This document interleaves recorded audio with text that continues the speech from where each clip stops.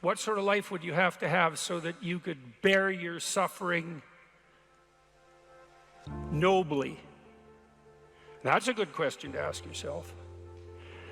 Now, and so we had people just write for 15 minutes. If you could have what you wanted, needed, what might that look like? And there's an instruction there too, is do it badly. Because what the hell do you know? And besides, your vision's going to change as you progress through your life. And so you're not going to get it done perfectly, but that's okay. Get it down. Get a rough first draft down, right? A rough approximation of who you could be if you got your act together. And not who other people think you should be, you know? Although that might enter into it because you don't want to be completely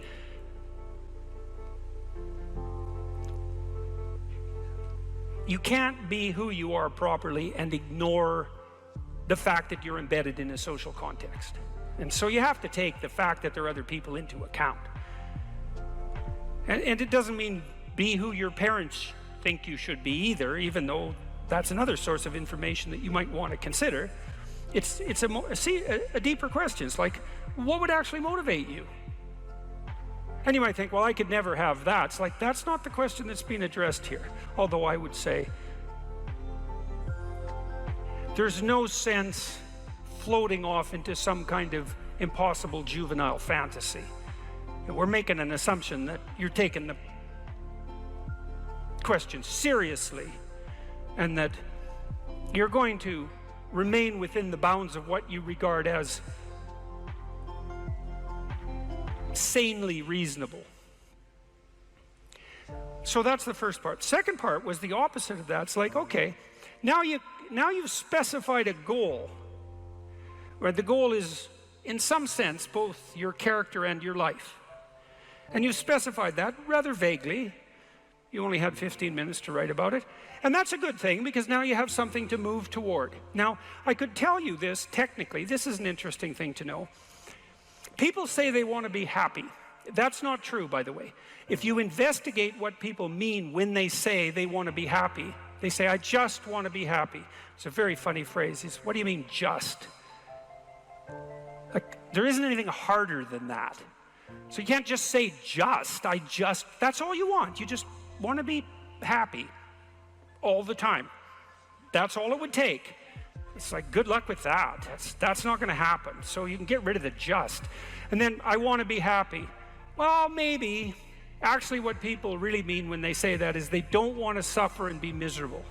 So really what they mean is they don't want to experience excess negative emotion. And you can find that out if you carefully question people and carefully analyze the answers.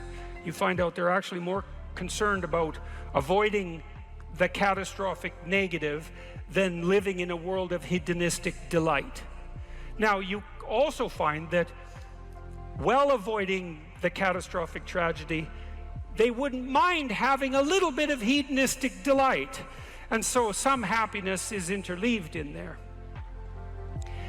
Then you might ask yourself, to the degree that people do want hedonistic delight when they're being happy, what does happy mean? And you might think, well, happy means getting what you want. Happy is how you feel after Christmas dinner. It's like, no, that's asleep, right? That's content and asleep. Now that's a form of contentment, but it isn't really what people mean when they say that they want to be happy. The happiness that people refer to when they talk about happiness has more to do with enthusiasm. And enthusiasm is an interesting word because it means, it's entheos. It means to be inspired. Inspired is in spirit. It means to be imbued with the Spirit. Well, enthusiastic is to be imbued with the Spirit of God, interestingly enough. And we'll return to that. When do you experience the positive emotion that's associated with happiness? The answer is, not when you've attained a goal, but when you're pursuing one. So you're set up, your positive emotion is associated with movement forward. You could say that your positive emotion is the psychological equivalent of forward movement. just as your negative emotion is the psychological equivalent of freezing or retreating. And so your emotions are very tightly tied to your action. Freeze, retreat, negative. Advance towards a goal, positive. No goal, no positive emotion.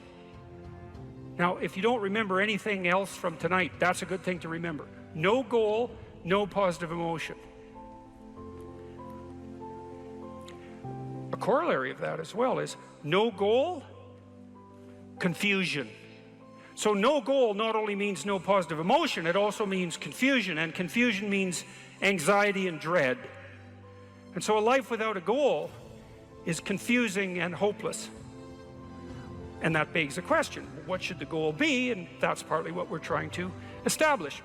You wrote for 15 minutes, you try to develop a vision for your life.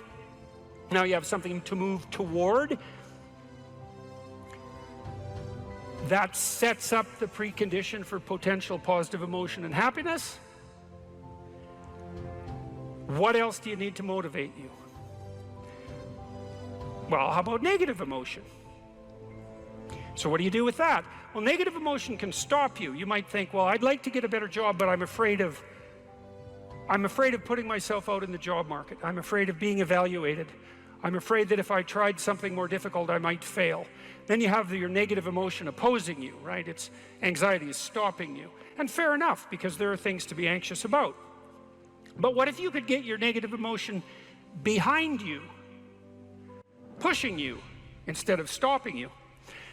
Sometimes in my clinical practice, I would have clients who hated their job. They're laboring under the thumb of a tyrant.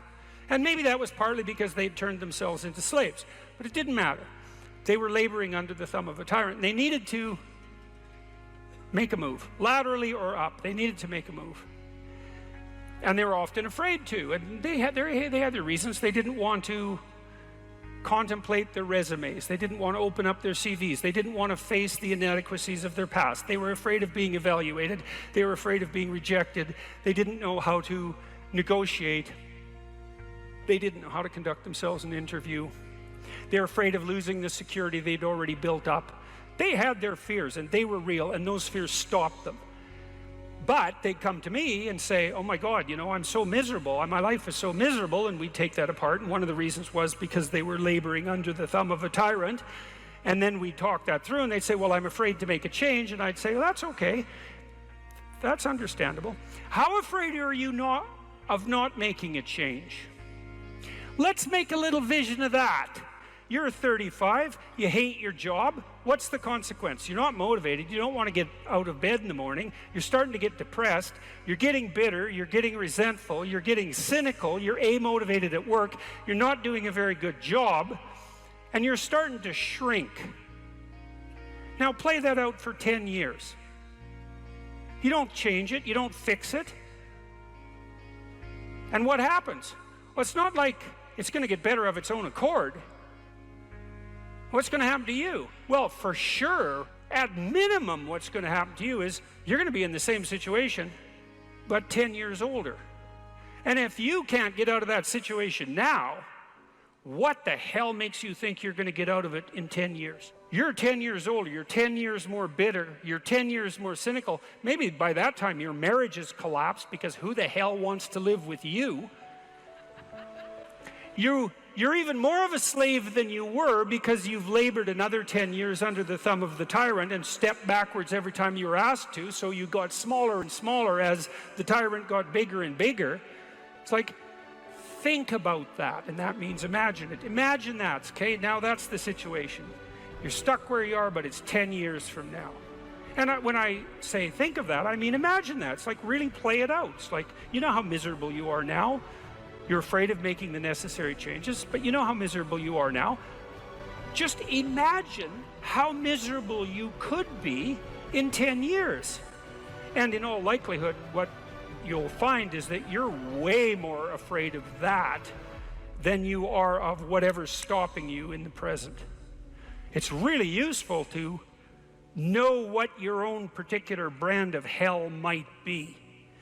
And so one of the things we do in this writing exercise is have people do the reverse. Like, okay, so imagine now, 5 years from now, You've let whatever temptations you're particularly susceptible to have the upper hand. And they've augured you into the ground. You know, one person's an alcoholic, another person's a criminal, another person's living on the street, someone else is like skirting the edges of prostitution, somebody else is narcissistic and bitter, somebody else is depressed and anxious. You know where you would fall off the edge of the earth if you fell off in whatever direction you're prone to fall off. Everyone knows that, but we avoid that. You know, that's rule 3. Do not hide things in the fog. Is that the rule? Do not hide unwanted things in the fog. Yeah, well, we often won't allow ourselves to imagine the catastrophe that we're pursuing, let's say through inaction. That's a good thing to fix. So now you say, well, you think for 15 minutes, that's not very long, about who you could be and what you could have if you could have what you wanted, if you were who you could be. And then you think about what sort of hell you could produce for yourself if you didn't do that. And that's not a bad polarity. It's like, I'm going to get away from that and I'm going to move towards that. And then you have your negative emotion working for you and your positive emotion working for you. And that's a good gradient, and that's a great gradient emotionally, because as I said, you don't experience positive emotion except in relationship to a goal. And if you've got a nice gradient on your goal pursuit, then that's going to increase the degree to which you feel positive emotion. And positive emotion, by the way, isn't just about being happy. That's the most trivial part of it in some sense. Positive emotion allows you to focus. It's the soul of concentration. It's the essence of enthusiastic motivation. When you say, I really want to do that, that statement is predicated on the existence of positive emotion. It's the fact that the goal beckons to you that makes you say, I want to do that. And you know how much easier it is to do something you want to do than to do something you don't want to do. And that ease is actually a consequence of the activation of the system that governs positive emotion. And you might ask yourself, well, how powerful a system is that? And I would say, well, almost all of the drugs of abuse that people are most prone to abusing are abused because they activate the positive emotion system. So cocaine, methamphetamine, heroin is also a painkiller, but it has a psychomotor stimulant element. That's the technical term for the pharmacological effect of pharmacological agents on the positive emotion system. Psychomotor stimulation, psychomotor because it's associated with movement forward. And cocaine is such a powerful drug because it makes you feel like you're doing something worthwhile. That's the system it hyperactivates. And so it's a primary system of motivation. It's as old as forward movement itself. It's a cardinal source of meaning. And it only manifests itself in relationship to a goal. What happens to you as you stroll merrily on your way through life? Well, what happens is that as you're moving from point A to point B, you encounter things. And people think that what they encounter are objects, but that's not the case. First of all, most of the things that you encounter, many of the things are actually other people, and they're not objects. They're too damn complex. And even apart from the social world, the things that you encounter aren't objects. They seem to be something more like tools or obstacles. And I don't mean that we see objects and turn them into tools or obstacles. I mean that we see tools and obstacles, because what happens is that when you array yourself towards a goal, then the world transforms itself into things that get in the way of that goal, and three things. Things that get in the way of the goal, those are things you don't like. Things that facilitate your movement towards the goal, those are things that you like. And irrelevant things. And mostly you want irrelevant things because there's just too damn many things. So the category of irrelevant is one you really like. So most of everything is irrelevant if you have a good plan. A few things are good because they move you forward, and some other things are not so good. You want to go around the not so good things if you can manage them, unless you like to run head forth into like brick walls, which is not particularly, it's a learning experience, but I wouldn't repeat it too many times.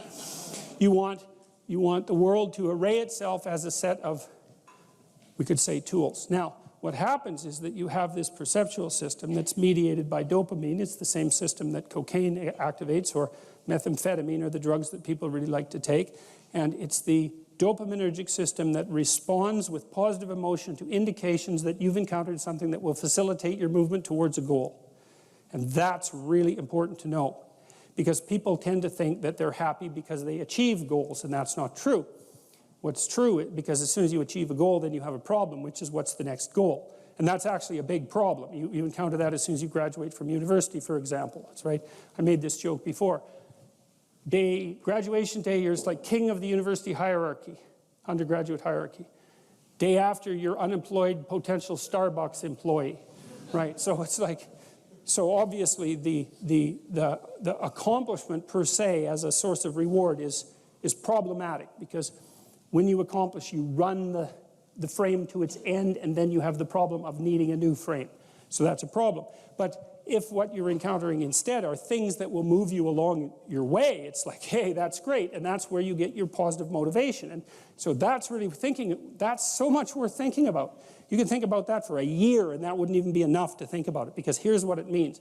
It means, in some sense, that the Buddhists are right with their claim about Maya, M-A-Y-A, which means that people live in an illusion. And what they mean by that is, well, you have goal, whatever your goal is, and that goal gives relevance to the world. And you could change the relevance of the world in a snap, just by changing your goal.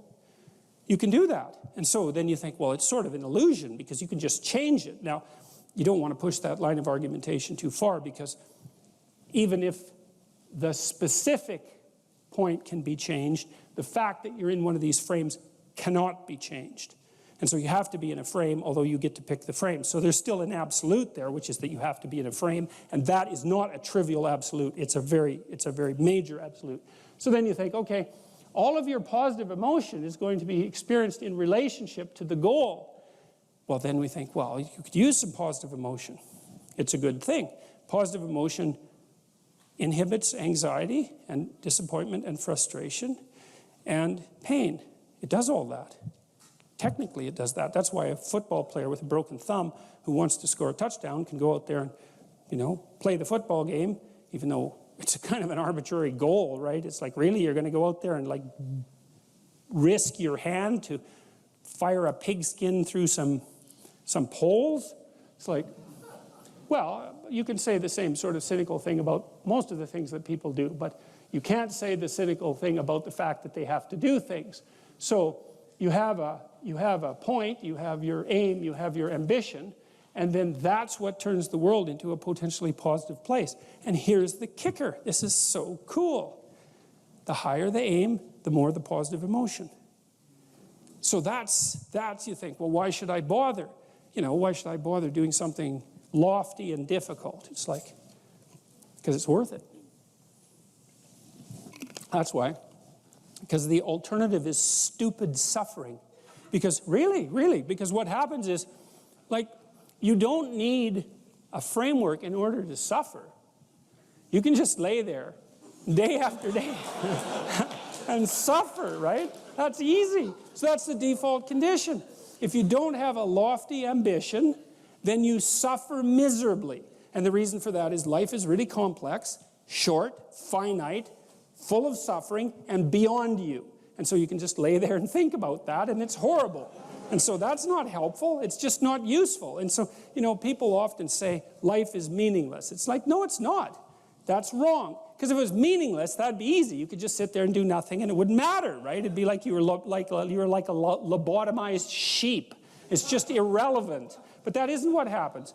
When people say that life has no meaning, that isn't what they mean. What they mean is, I'm suffering stupidly and intensely, and I don't know what to do about it. Well, the suffering is meaningful. It's just not the kind of meaning you want. So how do you get out of that? You note the baseline of suffering, which is very, very, very, very high. And then you say to yourself, okay, I need to do something that justifies that. And that's not so easy, because the baseline for suffering is high.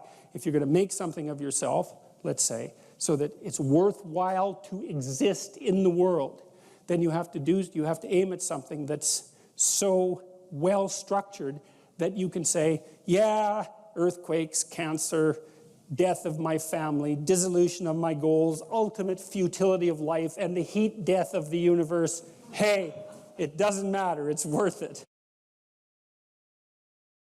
But the young men really need to hear this more, I think, is that you should be a monster. You know, because everyone says, well, you should be harmless, virtuous. You shouldn't do anyone any harm. You should sheath your competitive instinct. You shouldn't try to win. You know, you don't want to be too aggressive. You don't want to be too assertive. You want to take a back seat and all of that. It's like, no. Wrong. You should be a monster, an absolute monster, and then you should learn how to control it. If you're harmless, you're not virtuous. You're just harmless. You're like a rabbit. A rabbit isn't virtuous. It just can't do anything except get eaten. It's not virtuous. If you're a monster and you don't act monstrously, then you're virtuous. But you also have to be a monster. Well, you see this all the time. Harry Potter's like that too. It's like he's flawed, he's hurt, he's got evil in him. He can talk to snakes, man. He breaks rules all the time. All the time. He's not obedient at all. But, you know, he has a good reason for breaking the rules. And if he couldn't break the rules, him and his little clique of rule-breaking, you know, troublemakers, if they didn't break the rules, they wouldn't attain the highest goal. So it's very peculiar, but it's a very, very, very, very common mythological notion. You know, the hero has to be a monster, but a controlled monster. Batman is like that, you know. I mean, it's everywhere. It's the story you always hear.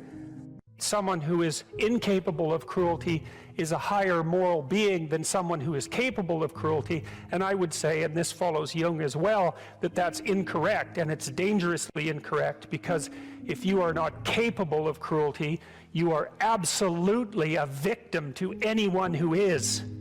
And so part of the reason that people go watch anti-heroes and villains is because there's a part of them crying out for the incorporation of the monster within them, which is what gives them strength of character and self-respect, because it's impossible to respect yourself until you grow teeth. And if you grow teeth, then you realize that you're somewhat dangerous, or maybe somewhat seriously dangerous, and then you might be more willing to demand that you treat yourself with respect and other people do the same thing. And so that doesn't mean that being cruel is better than not being cruel. What it means is that being able to be cruel and then not being cruel is better than not being able to be cruel. Because in the first case, you're nothing but weak and naive. And in the second case, you're dangerous, but you have it under control.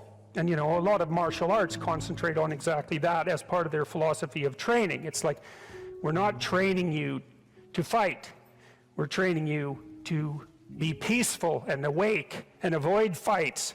But if you happen to have to get in one, and I guess the philosophy also is that if you're competent at fighting, that actually decreases the probability that you're going to have to fight, because when someone pushes you, you'll be able to respond with confidence, and with any luck, and this is certainly the case with bullies, with any luck, a reasonable show of confidence, which is very much equivalent to a show of dominance, is going to be enough to make the bully back off.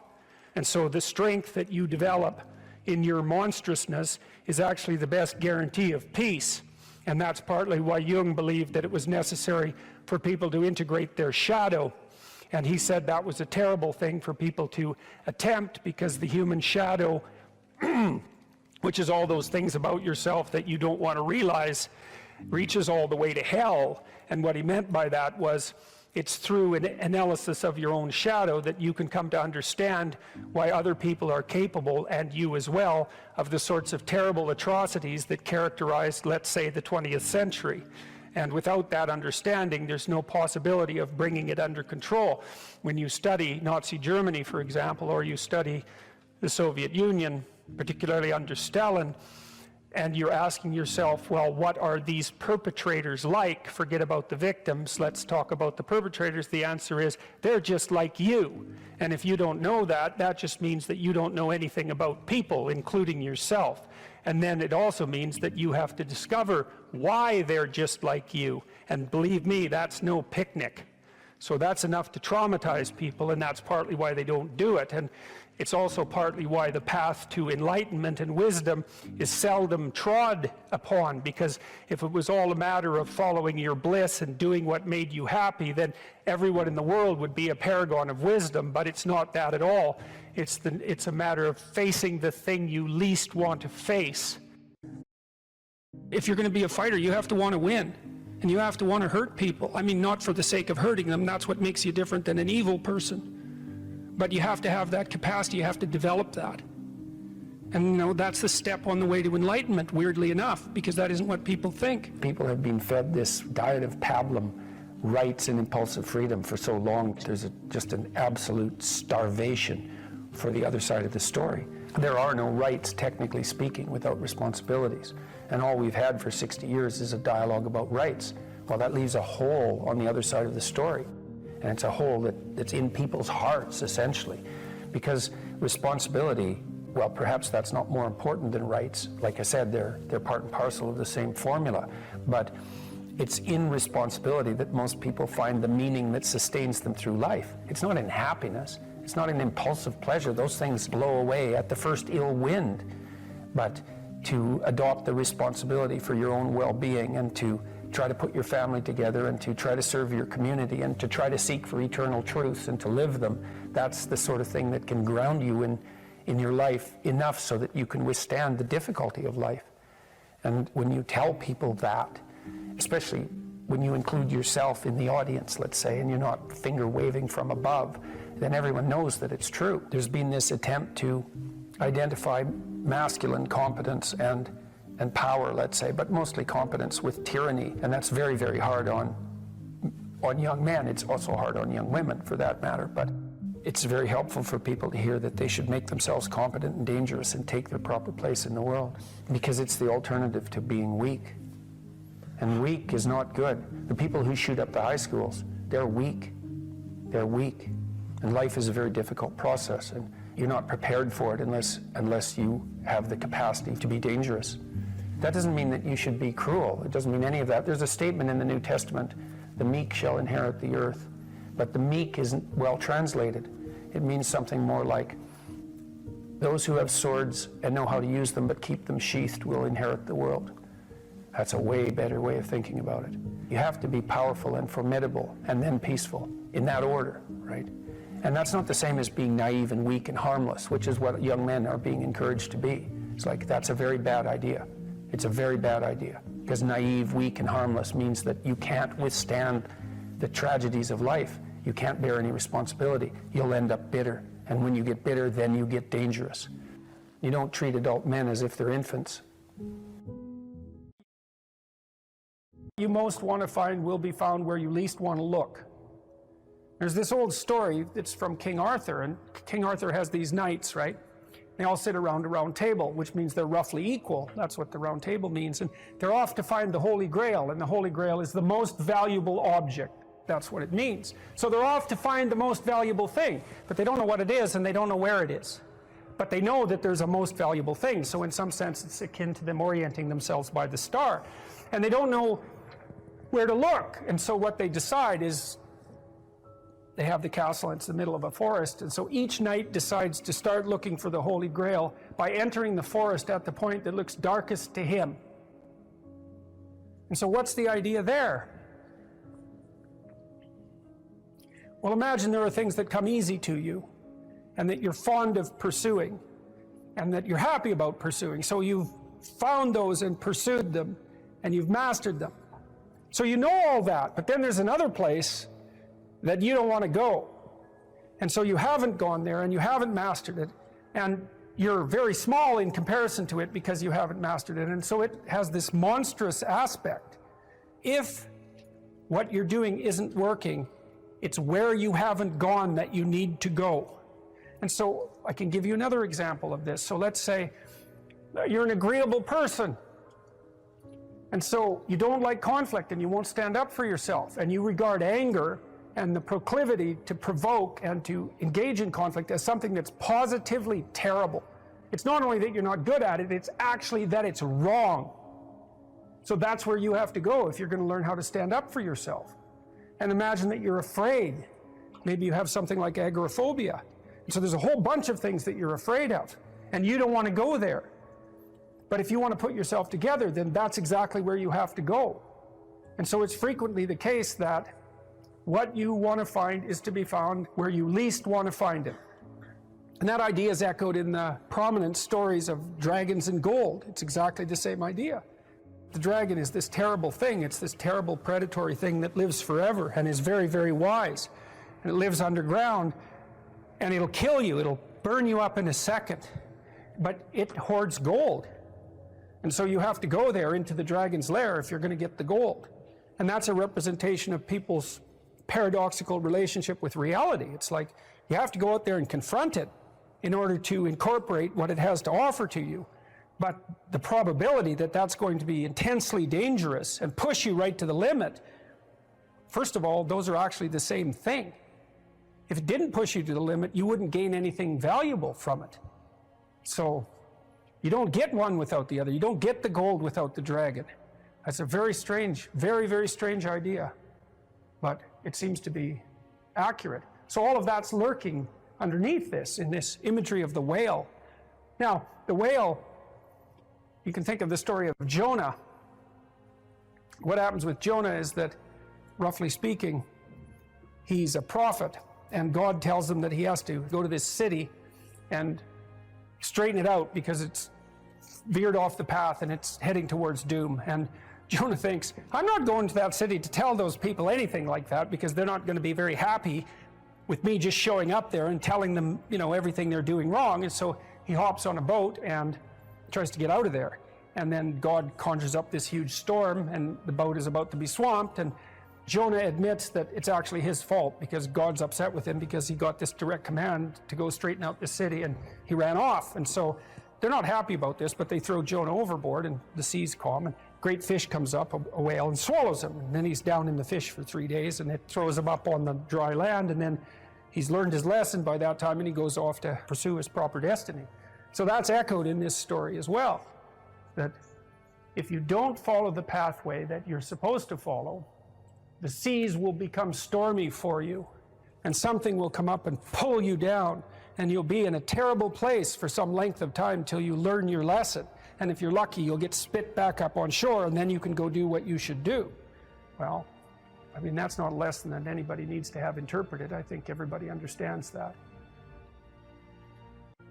Part of spiritual development is to recognize the satanic tendencies that characterize you and to fully wrestle with them and to integrate them. That's the thing. It's not so much to cast them away, it's to transmute them.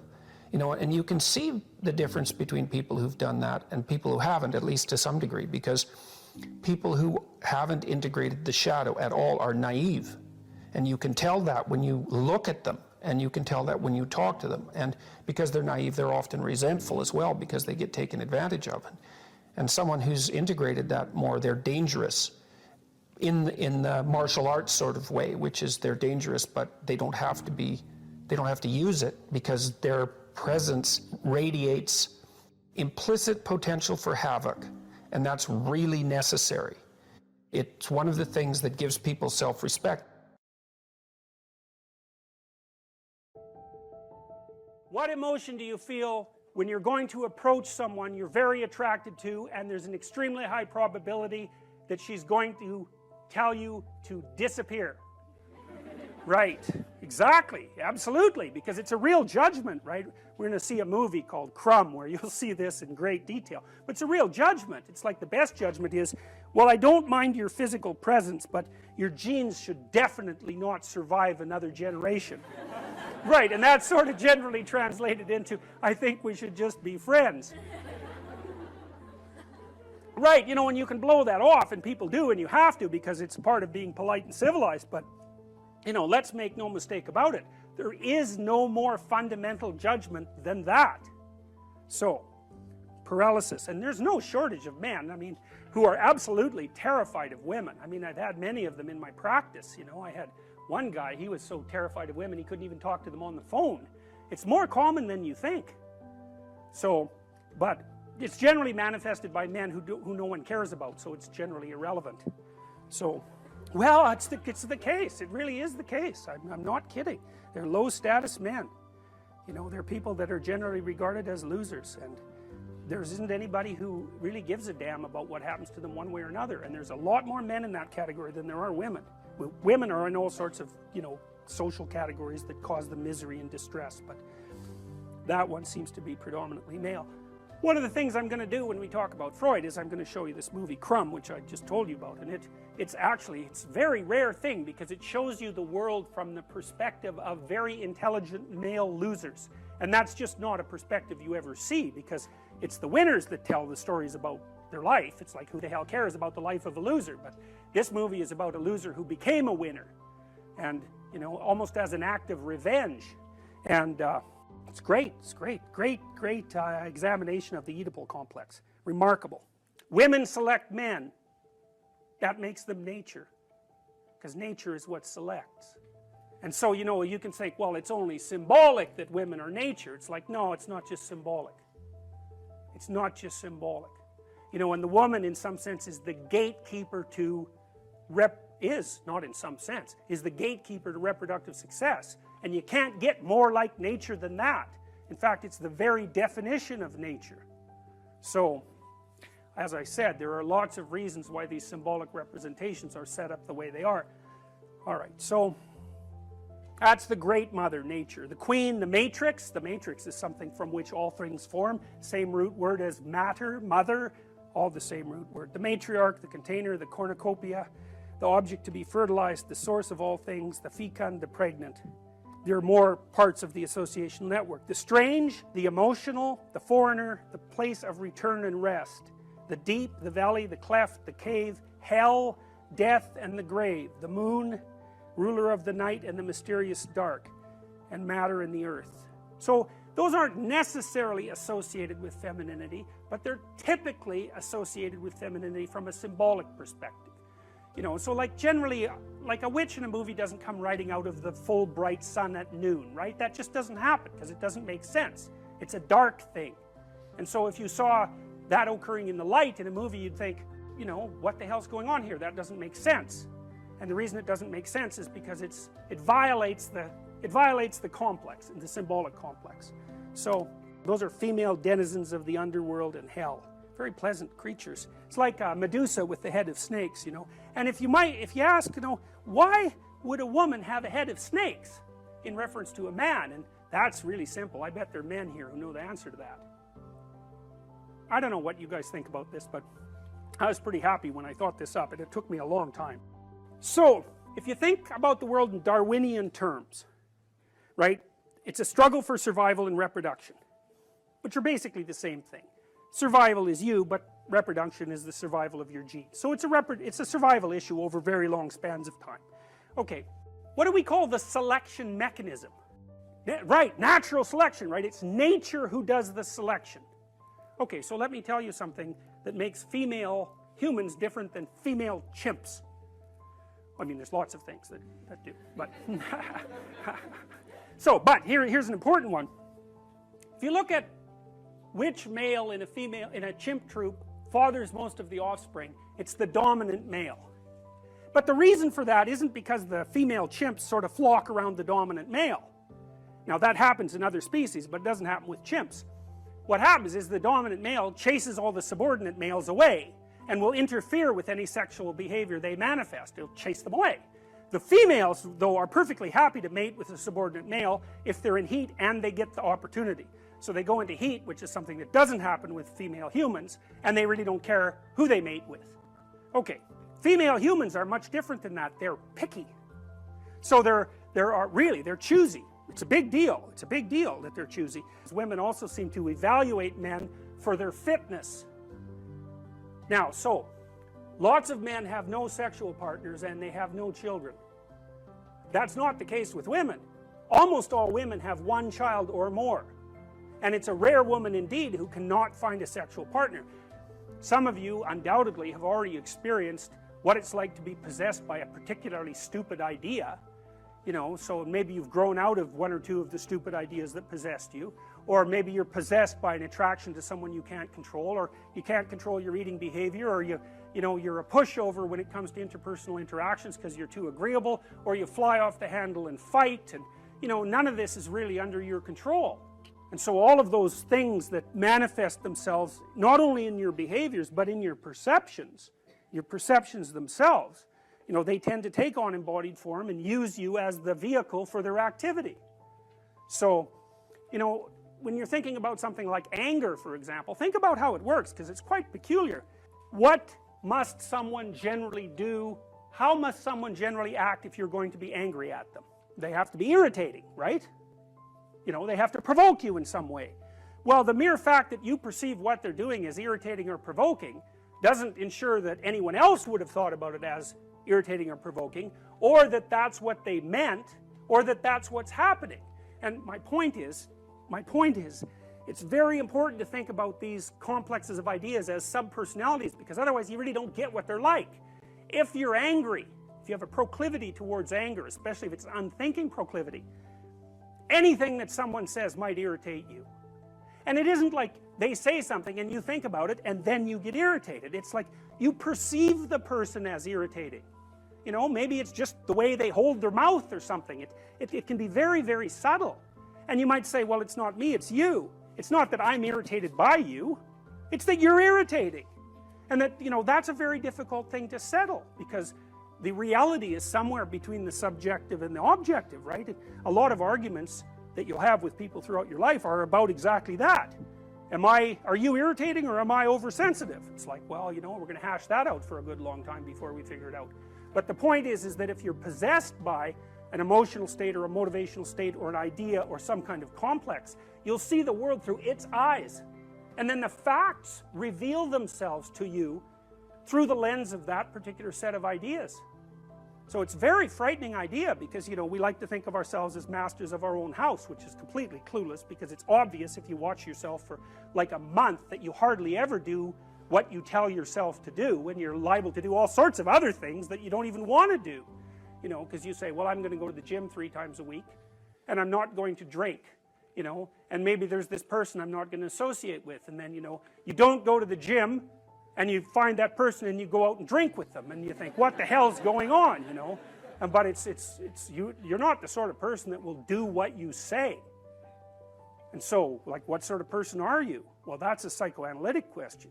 It's a deep one, because you're a peculiar thing, and there's parts of you that are really, really, really old, and you know, the sort of naive you, the naive young you that you think of yourself as is like a little piece of flotsam in an ocean of complexity, and the ocean of complexity is you. And part of diving down into the depths is to start to understand what it means to be human, and like, whatever that means, it's the one thing you can say about it for sure is that it's bloody peculiar. Another way of thinking about this too, you know, in the Abrahamic stories, God calls to Abraham to get him to leave his father's tent. He's there like till he's 80, you know, lagging around, lolling around, being useless, and the call to adventure arises, and it's attributed to the voice of God, and Abraham goes out in the world, and he has a hell of a terrible time of it. He encounters famine and tyranny and conspiracy to steal his wife, and like, it's really quite dreadful, to the point where you might think that Abraham was a lot better off just being in his tent.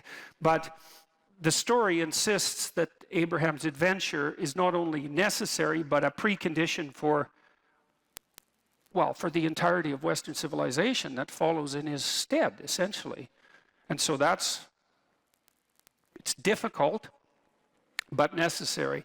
And I think there's an analogy between the voice that calls Abraham as an individual away from his father's tent, you know, the safe confines of his father's tent, and the political voice that calls Moses to pull his entire people out of the tyranny in Egypt. I don't think that's an unreasonable parallelism. And so God in that situation is the voice of adventure and the voice of freedom.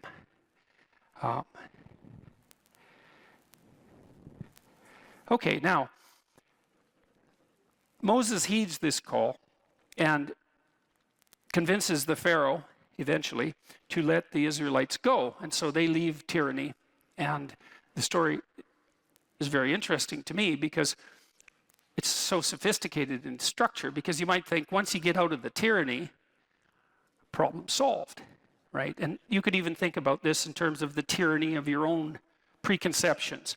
You drop the constraints you've laid upon yourself, the arbitrary constraints you've laid upon yourself, or you stop imposing your will on other people, or you escape from political or social tyranny, and everything's immediately better. And that's not what happens in the story at all. What happens is that the Israelites go from the tyranny into the desert. And it's not obvious at all that the desert is an improvement over the tyranny. And it's also a very strange story, because if you think about the story geographically, the desert that the Israelites were hypothetically wandering through isn't that big. And they're there for like 45 years, and you think, well, that's kind of a failure of leadership. It'd take like 2 weeks to walk across the desert, yet they're out there for 45 years or 40 years. What can that possibly mean? And what it means, I think, it means a variety of things, but apart from the fact that it's out of the tyranny into the desert, which is really something to think about. Like, why won't you drop your stubborn preconceptions if they're just constraining you, you know? Or why would people subject themselves to totalitarian oppression if they could just let it go and then everything would be all right? And the answer is, everything wouldn't be all right. It might get worse initially. And that's sort of what seems to happen in the Exodus story. It's like in the desert. And how long? 40 years, 3 generations. So you might think, well, we were better off in the bloody tyranny. And lots of times, we've seen this in the modern world, there were no shortage of people in the Soviet Union once the Soviet Union collapsed, even after the terrible 1990s, who were, what would you call it, reminisced fondly about the good old Stalinist days.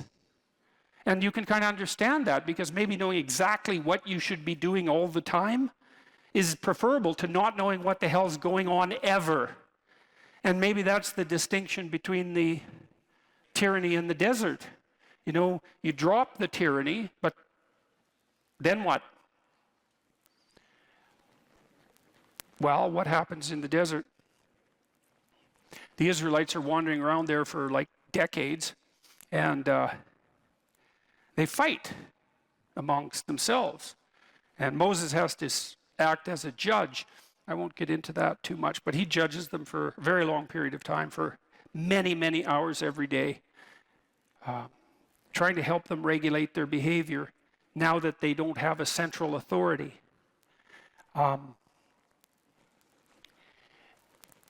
They also become faithless. That the story insists upon this, that they lose their faith in the God that called them out of Egypt. And so you could say they lose faith. This is one way of thinking about it. They lose faith in the principle of freedom. And it's not that surprising, because now they're free, they're in the desert, and so that's kind of rough. And so why wouldn't they continue with their faith in the God that called them to freedom? It says, well, look where you brought us. This isn't so good. And then they start to worship false idols. And that's relevant to tonight's topic of discussion, because we're talking about ideology, right? I said abandon ideology. It's the same idea, false idols. What makes an idol false? The Israelites are thinking, well, God and his desire for freedom brought us to this desert. How about a new God? You know, one that's not so annoying, let's say. And so that's all well and good, and they start worshiping all sorts of different idols, golden calf, for example, and they're having a fine old time of it, fractionating into their multiple groups of belief, worshiping false idols. I should make just a side note about what worship means, because it's a weird word. And I would say, you know, if you hero worship someone, then you want to be like them. And so worship has that fundamental element of mimicry. And so that's tied nicely to this notion that what you believe is what you act out, not what you say is true. And so to worship something is to be compelled by the desire to imitate it. You know, you might say, well, if you're a big fan of a star, someone make a joke near you and say, well, you worship that person. It's like, well, it's not exactly a joke. The grip of that admiration is part of the impetus to imitate. And so then I would say, well, just as what you value most highly is that which you act out, what you worship is that which compels you to imitate. That's what the act of worship means. To imitate and to celebrate. To celebrate is to put at the highest place. To say this is the highest of values. And so now the Israelites are out in the desert and they're worshiping false idols, which means they're putting the wrong thing in the highest place. And then we have the same objection. How do you know that it's the wrong thing? Which is the same question. How do you know when a belief is an ideological belief and when it's valid? Or can you even say such a thing? And how do you know when you're saying it that you're not just falling into the same trap? I'm trying to puzzle that out piece by piece. I want to tell you a side story here, then we'll go back to the narrative. A couple of side stories. On the back of your dollar bill, there's a pyramid. And at the top of the pyramid, there's a cap, and the cap is separated from the pyramid, and there's an eye in the cap. Okay. And then in the Washington Monument, at the top of the Washington Monument, there's a pyramid, and at the top of the pyramid, there's a cap, and it's made out of aluminum. In ancient Egypt, that cap was made out of gold. The reason it's made out of aluminum in Washington is because aluminum was more expensive than gold when the Washington Monument was made, and they wanted to make the cap of the pyramid, which is the thing at the very top of the pyramid, they wanted to make it out of the most valuable material. Now, why would you want to make what's at the top of the pyramid out of what's most valuable? And the answer to that is something like, the thing that's at the top of the pyramid, since it's at the top, should be the thing that's most valuable. And what's most valuable? Well, gold's valuable. Why? Well, it's like the sun. It's incorruptible. It's a noble metal. It gleams like the sun. It's a symbol of value. And so the notion there is that the thing that's at the very pinnacle of the pyramid should be the thing that's most valuable. And then we're back to the question. How do you know that something is valuable compared to something else? Okay, so put that aside, back to the Exodus story. So the Israelites are worshiping all these false idols, and God's getting upset about this. And he sends a bunch of poisonous snakes in amongst the Israelites to bite them. And which seems kind of heavy-handed, you might say, because the poor Israelites, they're thinking, tyranny, desert, snakes, enough. And fair enough, I have all sorts of sympathy for their position, because out of the tyranny into the desert, that's no joke. And then to add snakes to that seems like too much. But doesn't matter, because you'll find yourself in your life at times when you've gone out of the tyranny into the desert and you're suffering plenty, and then the snakes come and you're suffering even more. And well, the Israelites get together and they go to Moses. They get together and they think, okay, enough snakes. We'll repent. They go to Moses and they say, look, we get it. Can you have a chat with God? Get him to call off the snakes. And so Moses says, I'll see what I can do. And he goes and has a chat with God. And he says, you're stiff-necked people. It's a reference to the Pharaoh. Repent. Do you think you could do something about the snakes? And God has a perfect opportunity there to just get rid of the snakes since he brought them. But that isn't what happens. And that's extremely strange, at least. Now, I'm not going to claim that what I am going to tell you that I think it means is what it means, because who knows these things. But I think we could all agree that at the very least, that's very strange. The whole story is strange, but that's strange. Moses goes to God. He says, you could call off the snakes, and God doesn't. He says something almost incomprehensible instead. he says, you should take Moses already has a staff. It's the staff of Moses, and he's done all sorts of magic tricks with it before, like turning it into a snake and having it turn back into a staff. And I won't get into that. That's a very interesting idea in and of itself. But God tells Moses' staff is also the staff of God. It's the thing that Moses relies on. It's, in some sense, it's the thing he can lean on. And so the staff is something you can lean on. And when you're walking, of course, the staff helps you stand and walk. And so it's a support. It's something reliable. Anyways, God tells Moses, take the staff and cast it in bronze, and then cast a snake in bronze, so make a sculpture, and stick the snake on the staff and put the staff in the ground, and then have the Israelites go look at the snake.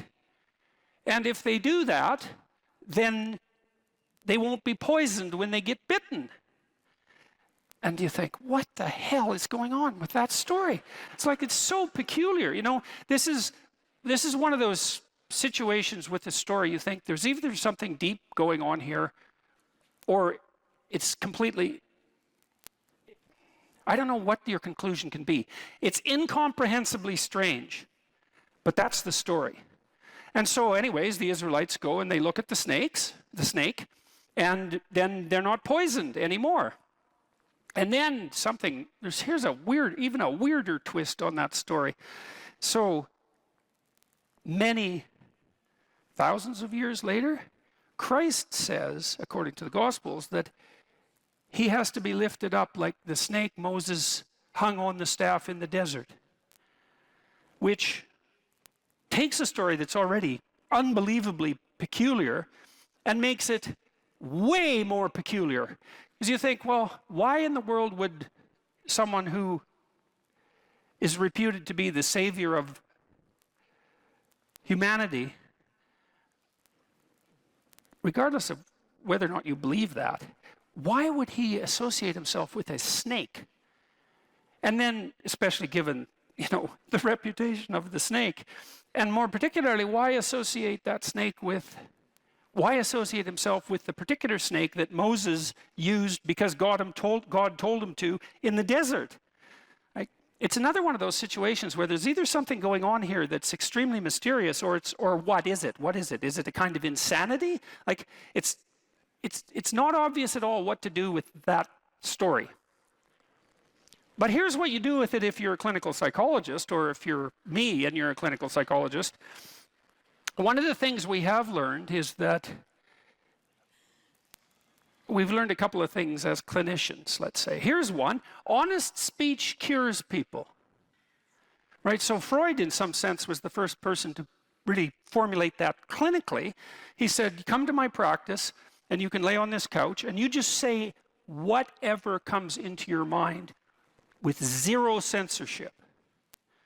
And the consequence of that will be your thoughts will weave a pathway to your problems, which will then reveal themselves in a manner that, in principle, allows you to, for Freud, express the emotion associated with the problem and be cured as a consequence.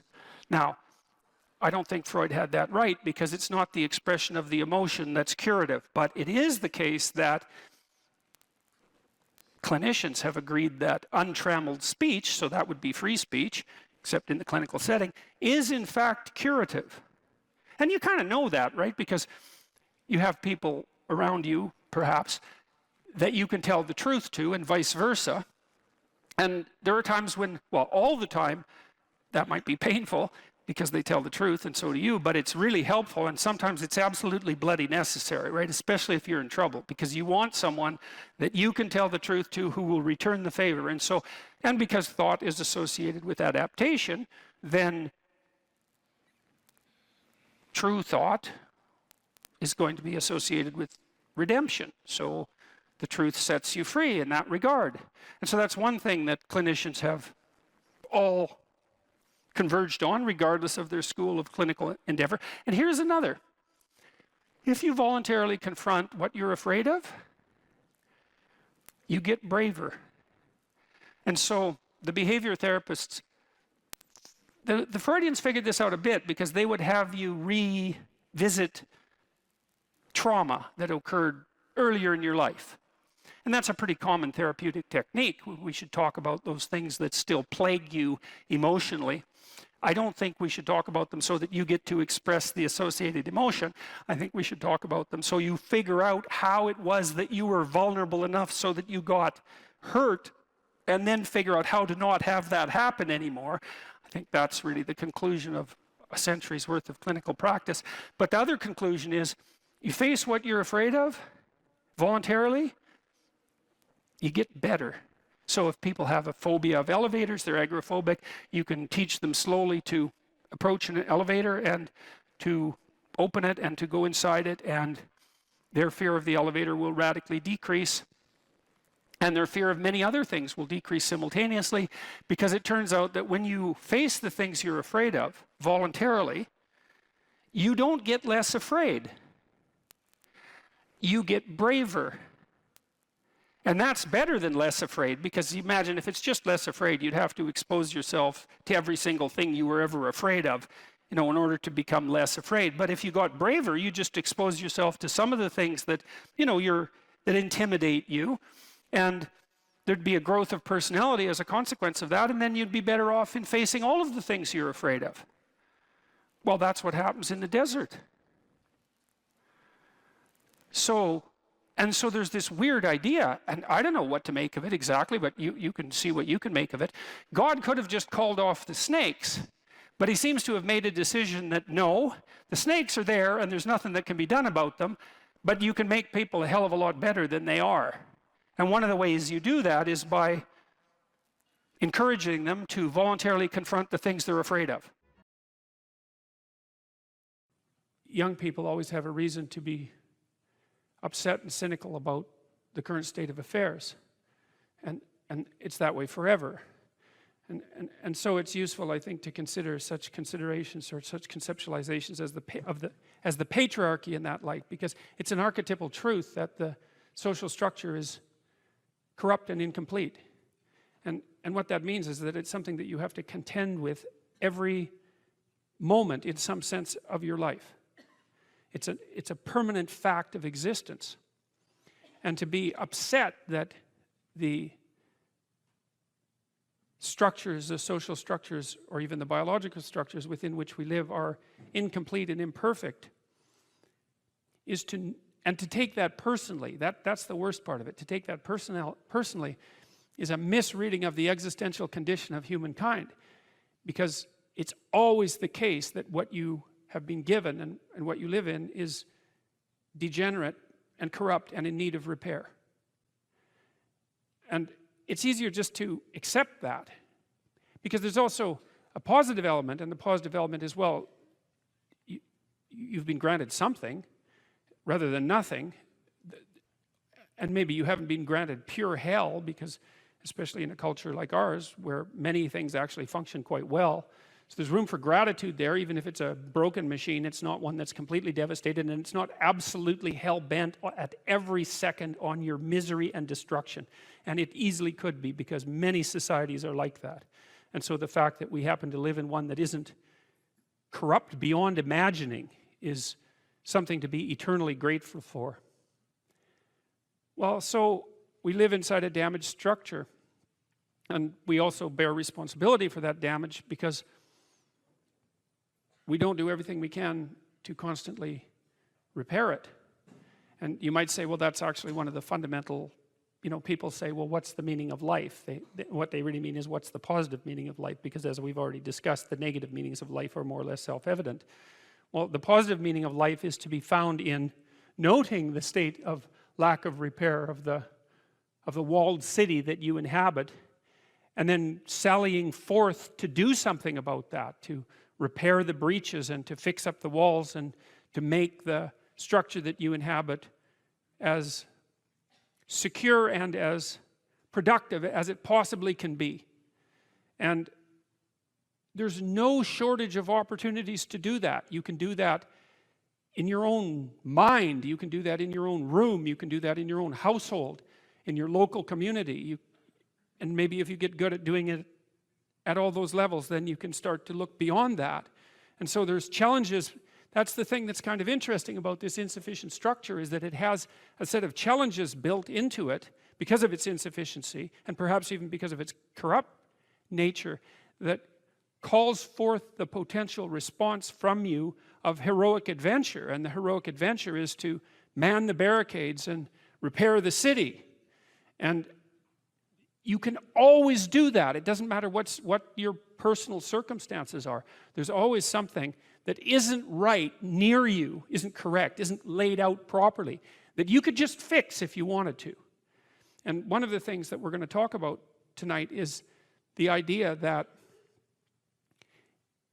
if you adopt the attitude, an attitude that's like that, that the role that you should play is to make things better wherever you are, however you can, that what would actually happen would be that things would get better wherever you are in all sorts of ways, and that we've really, as a species, you might say, or maybe even as singular individuals, we've explored that rarely.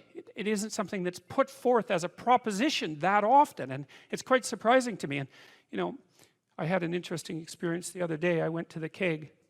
I go there because I have food allergies, and they're very careful with people who have food allergies. And the waiter took me to the table, and he said that he had been watching my lectures, and that's a very common experience. And he was happy about that, and he said that he'd had 2 promotions at the keg in the last 4 months because he'd been watching my lectures. And like, I really found that an affecting experience, because you know, you might say, well, he's working as a waiter at the keg and there's nothing particularly heroic about that. And I disagree with that, actually, because I don't care where you're located, you can do a hell of a job, and I mean that literally. At whatever job you have, you can take whatever job you have and you can make it a real nice little piece of absolute misery. Or you can act like a civilized human being and notice that no matter where you are, there's a richness and a complexity that's completely inexhaustible right at hand. And then you can take that seriously, and you can say, well, I happen to be a waiter at the keg, and perhaps that's not what I expected, and he's a young guy, and perhaps that isn't where I want to end up, but it's not nothing. It's a rich environment, and I can make it a lot better if I want to. I can get along properly with my coworkers and not gossip behind their back, and I can treat my customers properly, and if an opportunity comes my way, I can take it, and I can see what happens. And so he said that's what he had started doing, and that things were working out much better for him. He was in a much better job than he was 3 months ago. And 3 months, that's nothing, right? I mean, that's a nice trajectory. It's an uphill trajectory, and that's what you want, really. An uphill trajectory is actually even better than being somewhere good, as far as I'm concerned, because one of the things that really makes your life meaningful is the clear realization that you're headed somewhere better than you are now. And then it's even better if you also understand that there's a direct causal relationship between the things that you're doing and the steepness of that incline.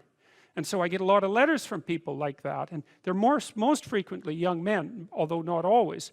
And they say, well, you know, I've been listening to these lectures and I decided that I'm going to try to take responsibility for my life, and so I've started to stop doing all the stupid things that I know that are stupid, that I know I shouldn't be doing. And I've started doing some of the things that aren't stupid that I know I should be doing, which seems pretty obvious, really, if you think about it. But obvious though it may be, that isn't necessarily what people do. And then they write and say, you can't believe what difference that makes. And they're thrilled about it. And so I'm thrilled about it when I get letters like that, because I really don't experience anything as better than a letter like that or a message like that, because it's so good to see things that aren't so good replaced by something better. And I really do think it's an open question. I truly believe it's an open question to what degree we could make things better if that's what we actually aimed at doing. You know, in some of the stories that we've covered already, the story of Cain and Abel in particular is really an analysis of that problem, which is so remarkable. It occurs so early in this document. It's such a foundational story. And it basically says, well, there's 2 modes of being in the world, right? There's one where you adopt the responsibility for living properly, for being properly, and you make the sacrifices necessary for doing that, and then everything will flourish properly. And the other one is a pathway of resentment and bitterness and rejection and murder and genocide, and that just seems exactly right to me. And so if the positive path beckons, if you can actually see what it is, if you can lower yourself enough to see what it is. Carl Jung said once that modern people didn't see God because they didn't look low enough. It's a phrase I really, really like, because people denigrate the opportunities that are right in front of them. And there's no reason to do that, because what's right in front of you is the majesty of being. That's what's right in front of you. It's inexhaustibly complex and full of potential, and there's no reason to assume that wherever you happen to be isn't as good a starting place as anywhere else. Now, you know, I know some people have terrible, terrible lives. They're in situations that are absolutely unbearable, but I also do know that even situations like that can be made a hell of a lot worse by the worst kind of attitude, that's for sure. So anyway, so that's where you are. You're in a damaged structure. You're a damaged structure. You're in a damaged structure, but you know, at least it's got some walls. You know, you're not being fed to the lions on a regular basis, so that's a good thing. And you can emerge forward, you know, heroically, magically, to confront the chaos that constantly threatens the structure within which you live, and you can free something as a consequence of that. You can learn something, you can strengthen yourself. That's the other thing, because what you're actually made of, in many ways, that what informs you, what you're made of, is what you encounter when you voluntarily encounter the unknown. And so the more you voluntarily encounter the unknown, the more you get made of, and the more you get made of, the more there is to you, and then the more you're good at encountering the unknown and restructuring order and calling forth proper order out of the potential of being. And God, you got to think, why wouldn't you do that, since you can do that? And it's an endless mystery. You know, I think part of it is that people, well, it's also encapsulated to some degree in the story of Adam and Eve, because what happens to Adam is when he becomes self-conscious, right?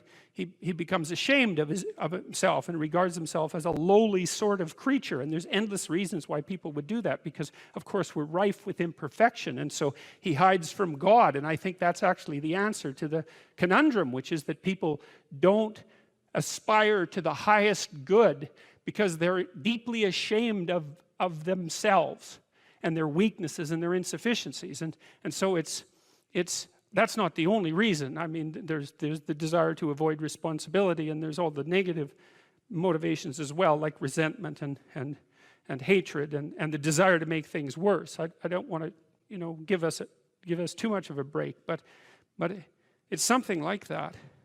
But it's okay to not be in a very good place if what you're trying to do with that not very good place is make it better. And one of the things I really have learned as a clinical psychologist is that you just cannot believe how powerful incremental progress is. You can do the calculations like, it's like compound interest, you know. If you make your life 0.1% better a week, man, in 2 or 3 years, you're in such a better place than you were that it isn't even like the same domain. And if you keep that up for 10 years or 20 years, you know, especially if you're young and you start early, you start to straighten yourself out and fix the things that you can fix, you can transform your lives in ways that are completely unimaginable. And God only knows what the upper limit of that is in terms of human possibility, because we are amazing creatures, you know, when we really get our act together and stop running at 10% of our capacity, you know. So that's what you do. You've got, you know, the fact that things aren't exactly the way they should be at least gives you something to do, you know, and that's maybe something great to do, because there's no shortage of suffering and trouble that besets the world that you could conceivably ameliorate in some way. And the utility and meaning, the utility of that and the intrinsic meaning of that is self-evident. So it also makes me curious about nihilism, for example, and despair, because I mean, I understand those emotions, I understand them deeply, and the intellectual mindset that goes along with it, but they just seem beside the point to me in some sense, because there are so many things that need doing that all you really have to do is open your eyes and look at them and then decide that you're actually going to do something about them. And you might think, well, what's within my scope of influence is so trivial that it's not worth doing. It's like, it won't stay trivial for long if you do it. Not at all. And I don't think it's trivial to begin with. I really don't believe that anything done right is trivial. And my experience in my life has been that anything I actually did paid off. It didn't pay off necessarily in the way that I expected it to pay off, that's a whole different story.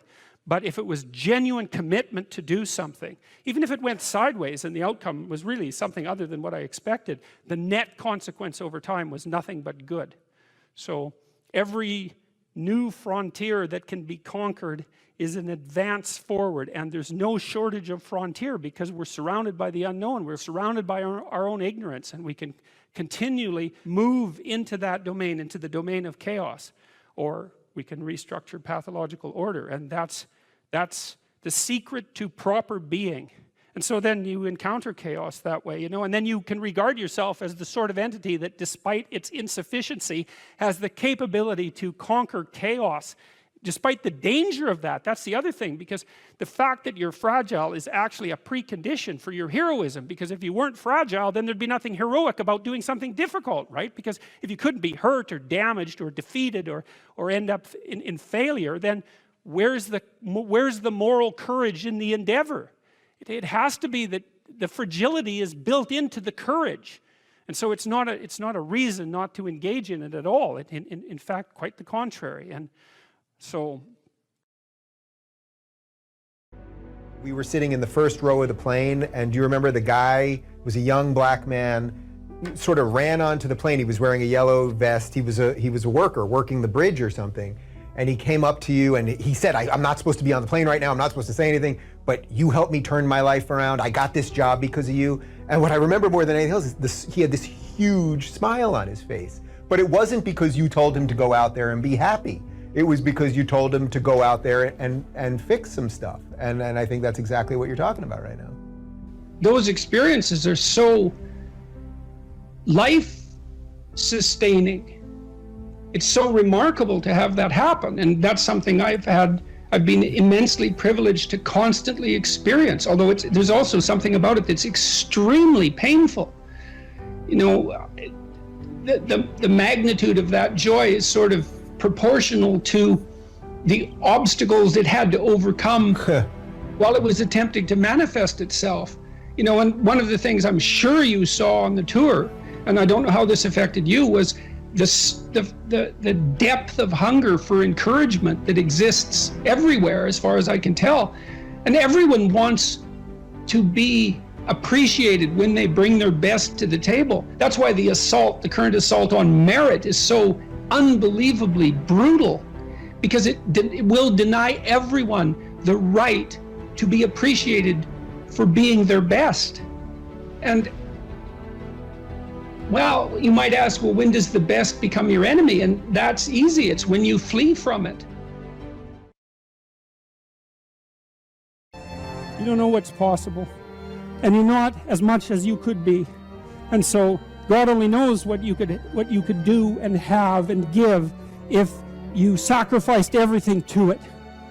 And that's the reason Abraham is constantly making sacrifices. And it's archaic, right? He's burning up like baby lambs, but like, well, they're alive, you know, that's something, and they're valuable, and that's something.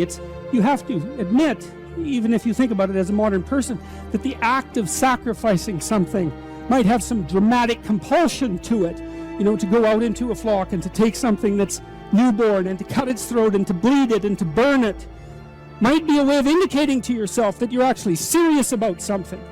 And it isn't so obvious that we have rituals of seriousness like that now. And so it's not so obvious that we're actually serious about anything. And so maybe that's not such a good thing.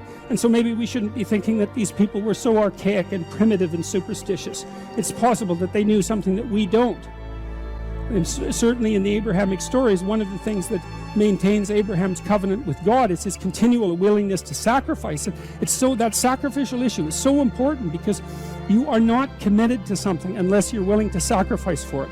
Commitment and sacrifice are the same thing. And I think it borders on miraculous that those concepts are embedded into this narrative at the level of dramatic action, you know, instead of abstract explanation. People are acting this out. And the fundamental conception is so profound that it's really quite awe-inspiring. It's breathtaking, really, when you understand what message is trying to be conveyed. You have to make sacrifices. And what do you have to sacrifice? You have to sacrifice that which is most valuable to you currently, that's stopping you. And God only knows what that is. It's certainly the worst of you. It's certainly that. And God only knows to what degree you're in love with the worst of you. So, well, so you move from the unbearable present to the ideal future. And you can't help that. You have to live in a structure like that. That's your house. That's another way of thinking about it. And if you want to get your house in order, and if you want it to be a place that you can live properly, then you have to plan the future that is perfect.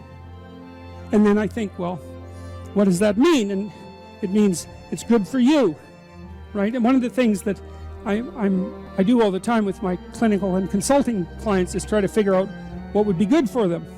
But we do more than that. We try to think, okay, well, how can we set this up so it's really good for you, and that all the side consequences of that are things that are good for other people. And so, because people are often also timid about trying to get something that's good for themselves because they feel that it's selfish or that they don't deserve it. So we set it up so that, well, look, we're going to set it up so that it's plainly obvious that this will not harm the structure of the universe. For you to have what you need and to do it in a way that's of benefit to other people. There's no downside to that. And so it's okay. It's okay if you reach out and take that. And one of the things that's interesting about the biblical stories, the Abrahamic stories as well, is that God doesn't really seem to be opposed to the success of the people that he's chosen. You know, what happens to them is as they progress through their journey is they get larger flocks, and they get more authority, and they get life more abundant. That's what happens. God doesn't seem to be a miser in the Old Testament. It's like if you put in the effort and you accept the covenant and you make the sacrifices, then you get to be successful, and maybe successful beyond your wildest dreams. And that's actually seems to be okay with God, and that's pretty cool given that, you know, that general notion of. But again, it seems to me that that's very good news, and that you also don't have to be perfect in order to have that happen. And then the other thing, this is the issue about going into the unknown. It's like, well, if you leave your country and your kin and your father's house and you go out into a land that your intuition guides you to, you're going to undergo these radical transformations. This is a sacrificial transformation too, because you're moving forthrightly and voluntarily into chaos, right? And that's the same as the dragon fight. That's the hero's story. And what will happen there is that you will transform yourself. And so the call to an ideal is also the call to a sequence of deaths and rebirths that move you closer and closer to the ideal. In order to have any positive meaning in your life, you have to have identified a goal, and you have to be working towards it. And there is a technical reason for that. And the technical reason, as far as I can tell, is that the circuitry that produces the kind of positive emotion that people really like is only activated when you notice that when you're proceeding towards a goal that you value. And so that means that if you don't have a goal that you value, you can't have any positive emotion. So technically that's the incentive reward system, and the underlying circuitry is dopaminergic, and when that circuitry is activated, then it's part of the exploratory circuit. It gives you the sense of being actively engaged in something worthwhile. You tend to think of positive emotion as something produced by reward. But there's two kinds of positive emotion. One is the reward that's associated with satiation, and that's consummatory reward, and that's the reward you get when you're hungry and you eat. But the thing about eating when you're hungry is that it destroys the framework within which you were operating, right? It's time to eat. Well, you eat, and then that framework's no longer relevant. So the consummatory reward eliminates the value framework, and then you're stuck with, well, what are you going to do next? And so the consummatory reward has with it its own problems, but the incentive reward is constantly what keeps you moving forward. And incentive reward, because it's dopaminergic, also is analgesic, literally analgesic. So if you're in pain, you take opiates, and that will cut the pain, but so will psychomotor stimulants like cocaine or amphetamines. And so it's literally the case that if you're engaged in something that's engaging and you're working towards a goal, that you're going to feel less pain. And you can see this happening with athletes who, you know, they'll break their thumb or something, or maybe sometimes even their ankle, and they'll keep playing the game. Of course, afterwards they're suffering like mad, but the fact that they're so filled with goal-directed enthusiasm means that, well, the pain systems are in some sense shut off. So that's an interesting thing, because what it suggests, I mean, then you could imagine, I might say, well, how happy are you that you've made a certain amount of progress? And if you think about it, what you'd say is, well, it depends on how much progress and in relationship to what. So hypothetically, you're going to be happier if you've made quite a bit of progress towards a really important goal. And then you have to think through what it means for a goal to be really important, because that's not obvious. Now, you could say, you're in this class and you're listening to some information, and maybe there's two reasons for that. You might find the information interesting per se, but let's forget about that for a minute. You need to listen to the information so that you can do well on the assignments, so that you can do well in the class. You need to do well in your classes so that you can finish up your degree. You need to finish up your degree so that you can find your place in the world. You need to do that so that you're financially stable and maybe you can start a family and have a life, and that's all part of being a good person, something like that. And so that's a hierarchy of goals, and you might say that being a good person would be the thing, however vaguely thought through, that's at the top of that hierarchy. And then when you're doing things that serve that ultimate purpose, then you're going to find those more meaningful, and that meaning is actually produced as a consequence of the engagement of this exploratory circuit that's nested right down in your hypothalamus. It's really, really old. It's as old as thirst, and it's as old as hunger. It's really an old system. And so you want to have that thing activated.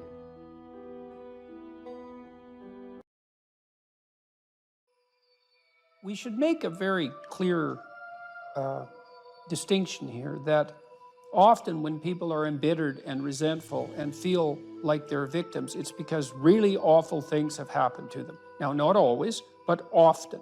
And so then the question is, well, if you're in a situation and something really awful is happened to you or has happened to you, then, well, why shouldn't you feel like a victim? And is there a better alternative? And part of what you were trying to lay out in this part of the book is what those better alternatives are. So part of looking for that hero is to find out from someone else's example. In your case, it was your mother, but these other sources that you described, of people who were in a sort of hell, in an undeniable sense, but who chose in a very real way to make it as good as it could possibly be given the circumstances. And so they had to turn to sources of power, let's say, and strength and fortitude and resilience that weren't, in some sense, obviously associated with the catastrophe. I mean, in your mother's case, it's a pretty tragic situation. She's a young mother, she has young kids, now she has breast cancer, and she fights a losing battle over a period of 5 years. That's pretty bad. And then you have to ask yourself, given that that's obviously pretty bad, how is it even possible that someone could handle that with not only grace and courage, but the kind of grace and courage that leaves their children with an immovable sense of the ability to prevail in the face of the deepest adversity? I mean, that's really something. You said here, thousands have come before you and they did just fine. So quit your complaining. And it's not because you have nothing to complain about. That's not the case. It's that that's not the right approach. The fact is, and this is such an optimistic fact, as well as a judgment in some sense, the fact is that if someone else can do it, so can you. And that's something, right? If you're reading about the great heroes in history, people who are in these terrible situations, and you see someone rise to the occasion, and then you can say, well, that was a person who did that, and I'm a person, and so maybe I have that capacity too, even though I don't know how to approach it. And then some of the rest of your book, much of the rest of your book, I would say in some sense is a guide to help people figure out how they could approach that. One of the things you point out first is, well, notice who you admire. And then maybe try consciously practicing becoming like that.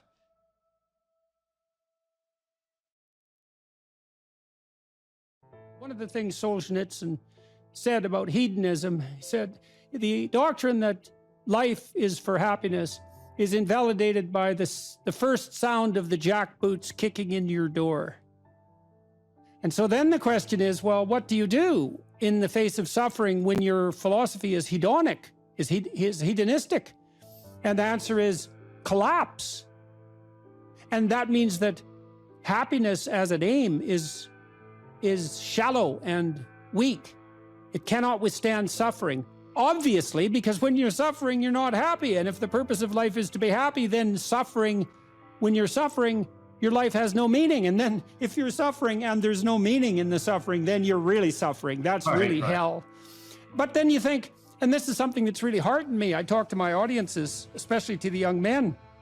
I say, look, first of all, don't aim at being happy, because that's just not going to work, especially when the storms come and barbarians are beating at the gate. You can just forget about that. And there's going to be times in your life where you're suffering so much you can't believe it. And so you're going to need something a hell of a lot more robust than happiness to get you through that. And then you might say, well, what's more robust than happiness? Or maybe even what's more robust than pain?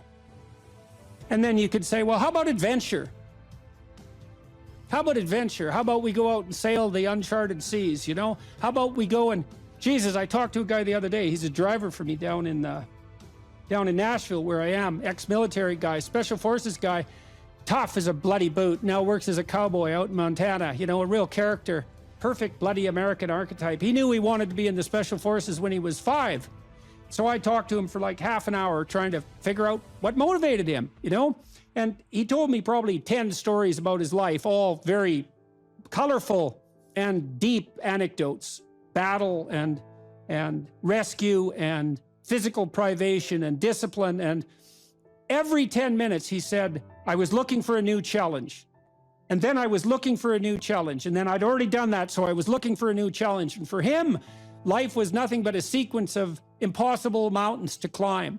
And that's exactly what he wanted. And that's what I think we all want. You know, in the story of Abraham, when Abraham is perfectly happy in his father's tent, eating peeled grapes and, you know, having his diapers changed, even though he's 80 years old. And God calls him out to adventure. And it's very catastrophic, right? Because Abraham encounters tyranny and starvation and war and conspiracy to steal his wife and his own proclivity to lie cowardly. And this is all like that's his first sequence of adventures. And you think, well, what the hell's going on here? It's certainly not the case that God called him out to be happy. And I think the right moral to draw from that story is that God, so to speak, has called us out for something far greater than mere happiness. So much greater than happiness that happiness pales in comparison. He's called us out for the adventure of our life that's of sufficient moral integrity to justify the suffering. And that's something. And if you tell people that, if you let them know that, you know, well, that makes them stand up and cheer, eh? Because deep in their heart, they know that's true. They're hearing that spirit of adventure calls you to be a patriarchal despoiler of the planet. And that demoralizes young men. And that's, of course, exactly the point, because demoralized young men aren't oppressors, although, yes, they are. And they're not despoilers of the planet, although, yes, they are. And so happiness, it's like, you know, that's just happiness is a side effect of moral venture, you know, and if it comes along, you should be bloody thrilled. But as an aim, it's for narcissistic 3-year-olds as an aim.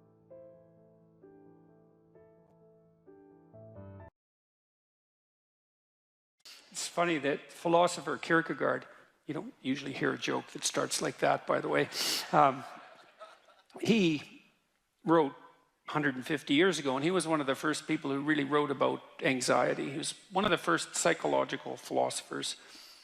And he regarded himself as rather useless, all things considered.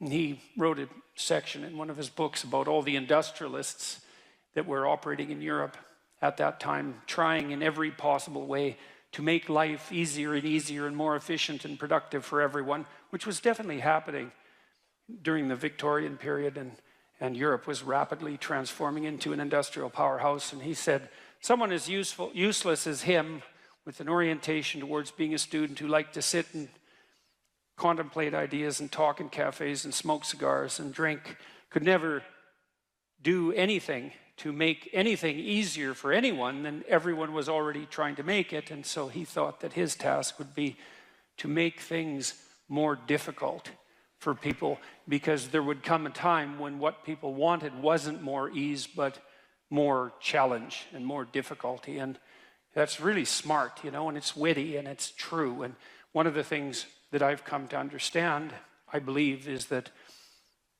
and Dostoevsky knew this too. He wrote about this in Notes from Underground. It's a great book, very short book, brilliant, absolutely brilliant, compelling, dark read. It's the confession of a miserable, resentful, like murderously genocidal bureaucrat who evaluates his own soul, I suppose, and confesses his sins. And it's also a critique of the idea of kind of utopia oriented towards security. And Dostoevsky, who was dealing with the set of ideas that are really tearing us apart culturally right now, this idea of a eventual utopia based on something like security and safety. Dostoevsky really objected to that back in this like 1860, a long time ago. He said, you know, the thing about people that you don't really understand is that, he said, fundamentally we're ungrateful and we can curse. That's what distinguished us from the animals, which I thought is pretty damn comical. But he said something very interesting. You know, he said, if you set up a utopia so that all people had to do was eat cakes and busy themselves with the continuation of the species, that, yeah, right, Russian humor, you know, that after a surfeit of that, after enough of that, which would happen quite quickly, people would just go mad just to break things, just so something unexpected and remarkable could happen, and that we're not built for security and safety, but for something, well, let's call it adventure, something like adventure. That's a good thing to know, you know, because you don't want to suffer unduly. That seems reasonable. And you might think, because of that, that really what you want is happiness.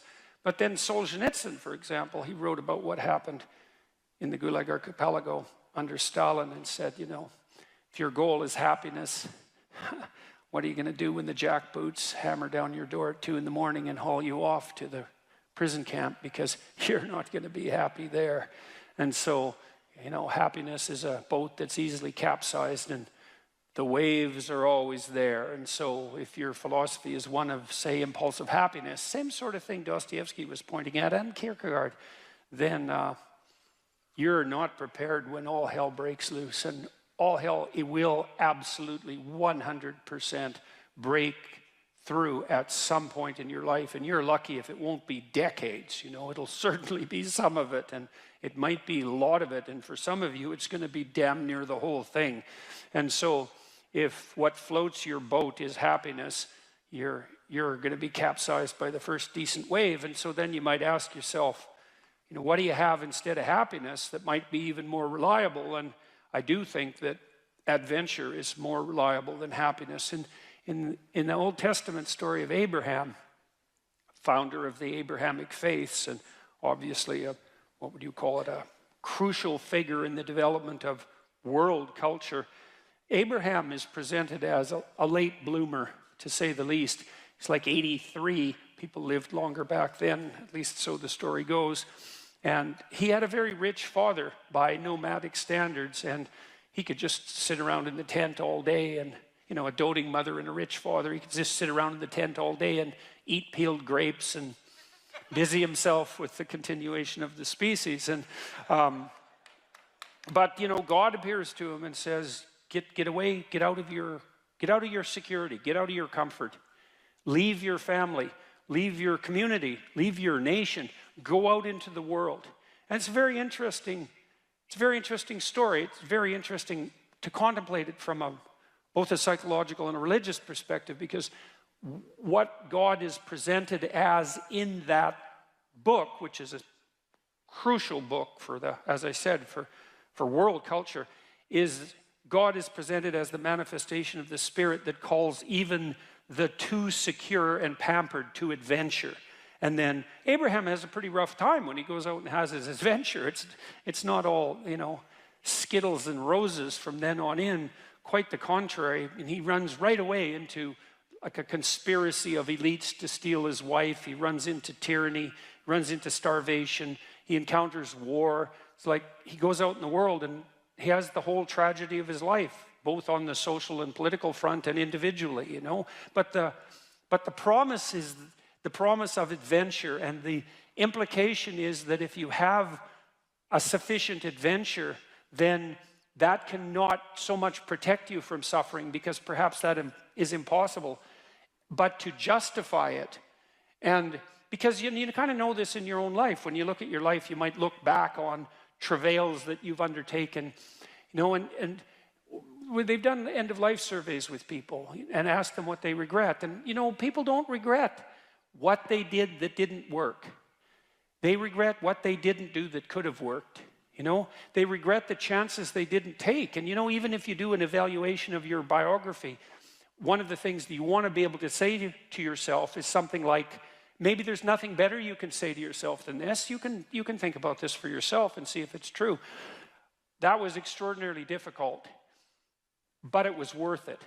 And, you know, it's not like you can have one of those without the other, because you can't imagine that you could have some confidence in what you've managed to accomplish, right? The kind of confidence that would instill you with a certain genuine sense of self-regard despite your fundamental inadequacy. To have that fundamental sense of self-regard that's grounded in something real, it has to be based in a narrative that approximates that was extremely difficult, but it was worth it. You have to have both of those. And so that's interesting, because one of the questions we always ask ourselves, this is the theodicy question, technically. You see the suffering in the world, you see the suffering of children, you see maybe your own children or your suffering, and you wonder, well, how can reality be constituted so that I can have faith in its essence when there is so much suffering? And one answer to that is something like, well, how much suffering do you want? And you might think, none. It's like, yeah, I don't think so. I don't think that's right. At least you want something approximating optimized challenge. So you could say, at least you want to be pushed to your limit. And maybe you find the most exciting times in your life. In fact, you'll pay for this. You'll pay to have this experience, to be pushed to your limit. Not beyond it, or maybe even a bit beyond it, you know. And maybe not so far beyond it that you crumble and break and things fall apart. But, you know, could you be pushed to your limit optimally if there wasn't the possibility of falling apart and breaking? Like, that's an open question. How are you ever going to take something seriously if the consequences aren't actually serious?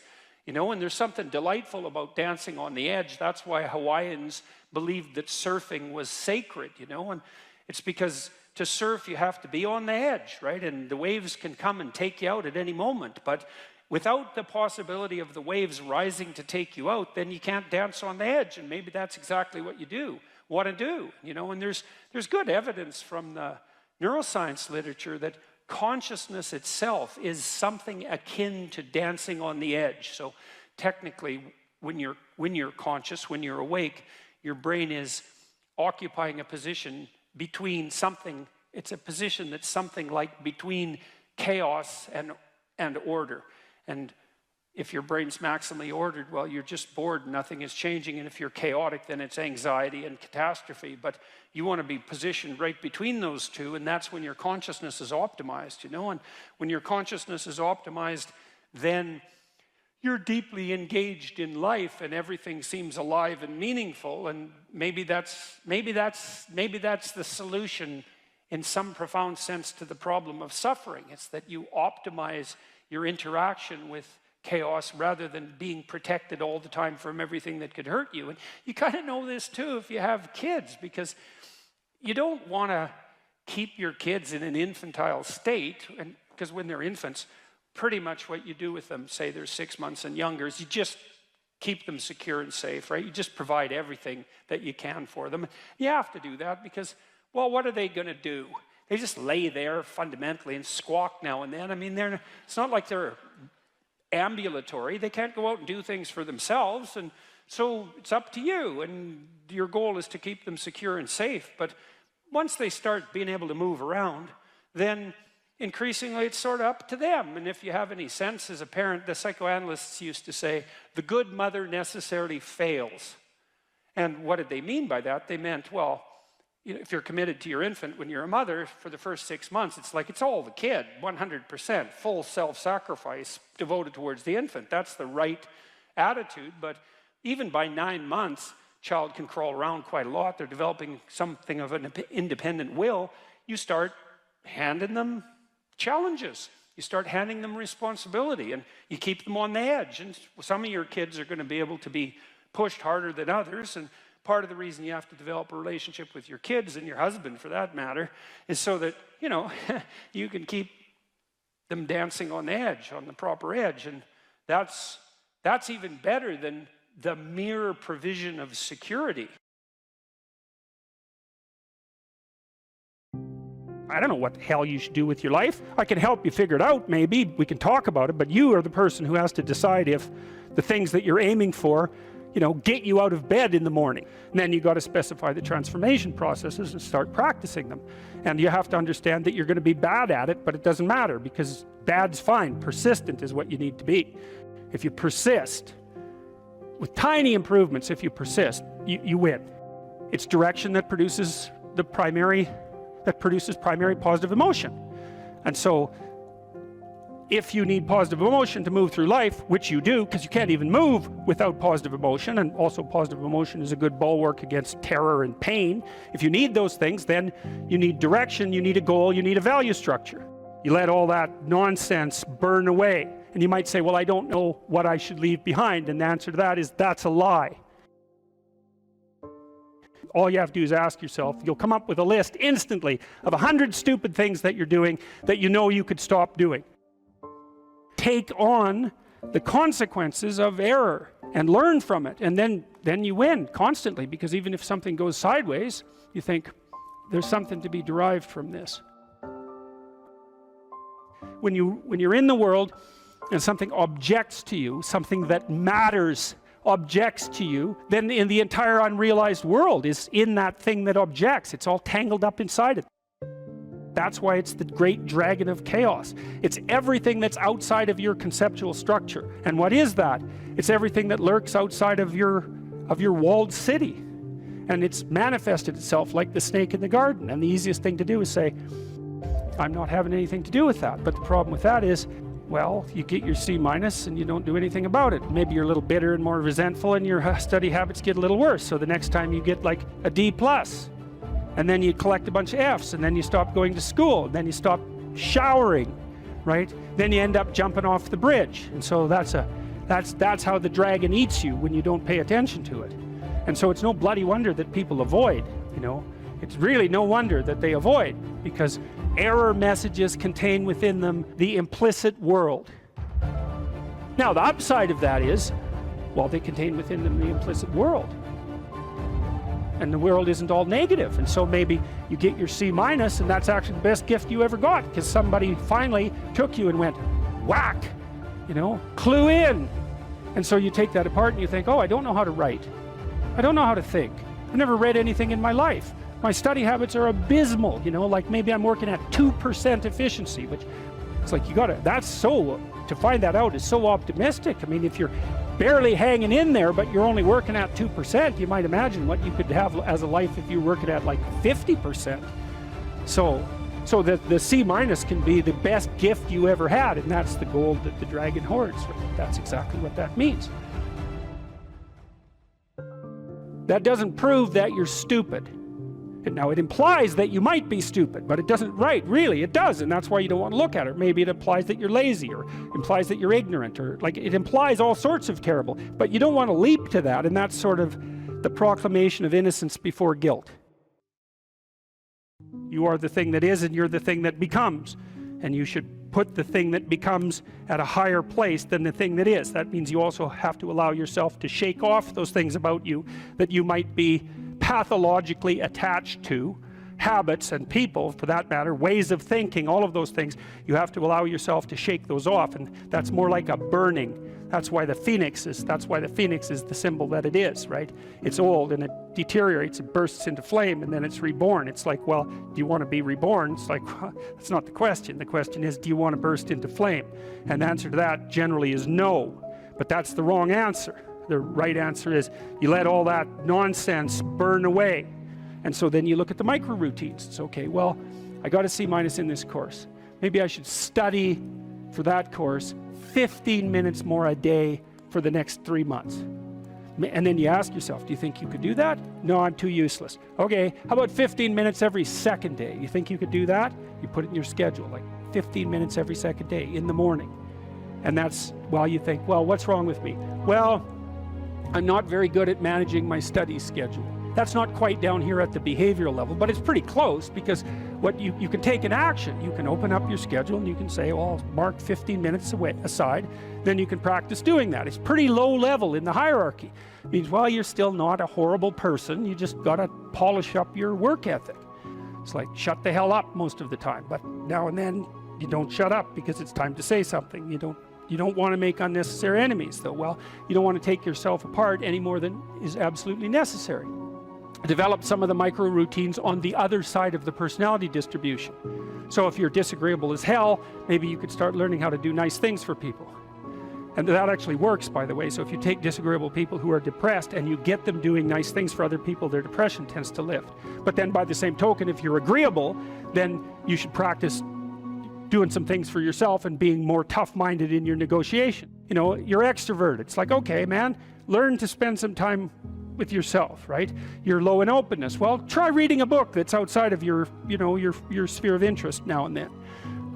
If you're conscientious, well, you should probably learn how to relax occasionally, and so forth. So you can, I think partly what you're doing as you're developing your personality is not moving the mean much, the average, where, you know, where you're located, but you're extending the standard deviation so that you're a bigger bag of tricks than you were before. Life has got its rat's nest of miseries, and that's for sure. And maybe you could even make a categorical statement that life is mostly a rat's nest of misery. You know, and you could make a pretty powerful argument for that. But then there's a counter question, which is, well, what if you tried not to make it any more miserable than it had to be, right? Then what would it be like?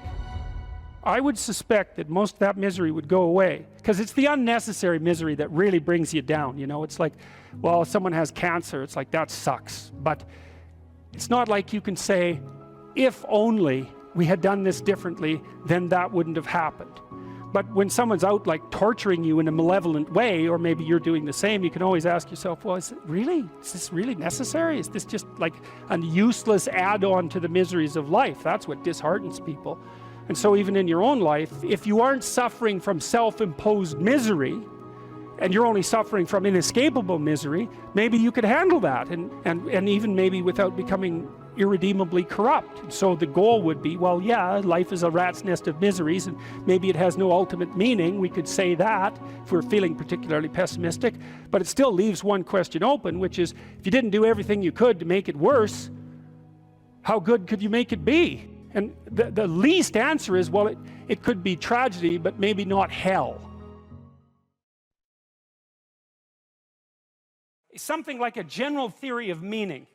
That's really what I've been working on, I would say, for 35 years. Something like a general theory of meaning. And so I'm going to see if I can deliver the whole damn thing in 35 minutes. So, which I've never really been able to manage. But I've had a lot of practice, so maybe this is the night.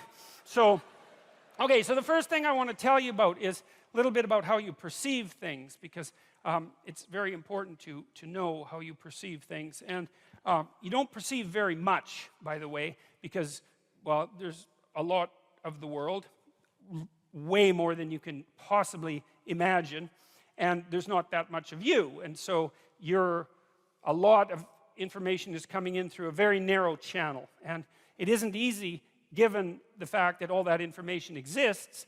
It isn't easy to figure out how to narrow that channel so that the information you get is the information that you need. It's information you need that also gives you a grip on the world, right? It has to be practically useful, true and practically useful, something like that. It's a very, very, very, very difficult problem to solve. And a lot of it you don't even really solve, because you can't. It's too complicated. You solve it by doing what you're doing right now, for example. So here you are in this unbelievably beautiful building, and I read today a little bit about it, and today it would cost about $1 billion to build this building. And so you're sitting here, and you're all sitting here peacefully, and you're all pointing in the same direction, right? And we're all basically doing the same thing, and we're doing it peacefully, and we can all focus on the same thing, and we had to invest $1 billion for that to be able to happen. And so you think about that, is that part of the way your society solved the problem of the complexity of the world for you was by investing $1 billion in what, how long did it take? to construct this place, 15 years, something like that. Maybe it was longer, so that you could sit here in relative comfort and peace and tranquility and concentrate on something that's very focused, maybe something of beauty, something of artistic merit, something of intellectual merit, and that the rest of the world wasn't there, so you didn't have to worry about it.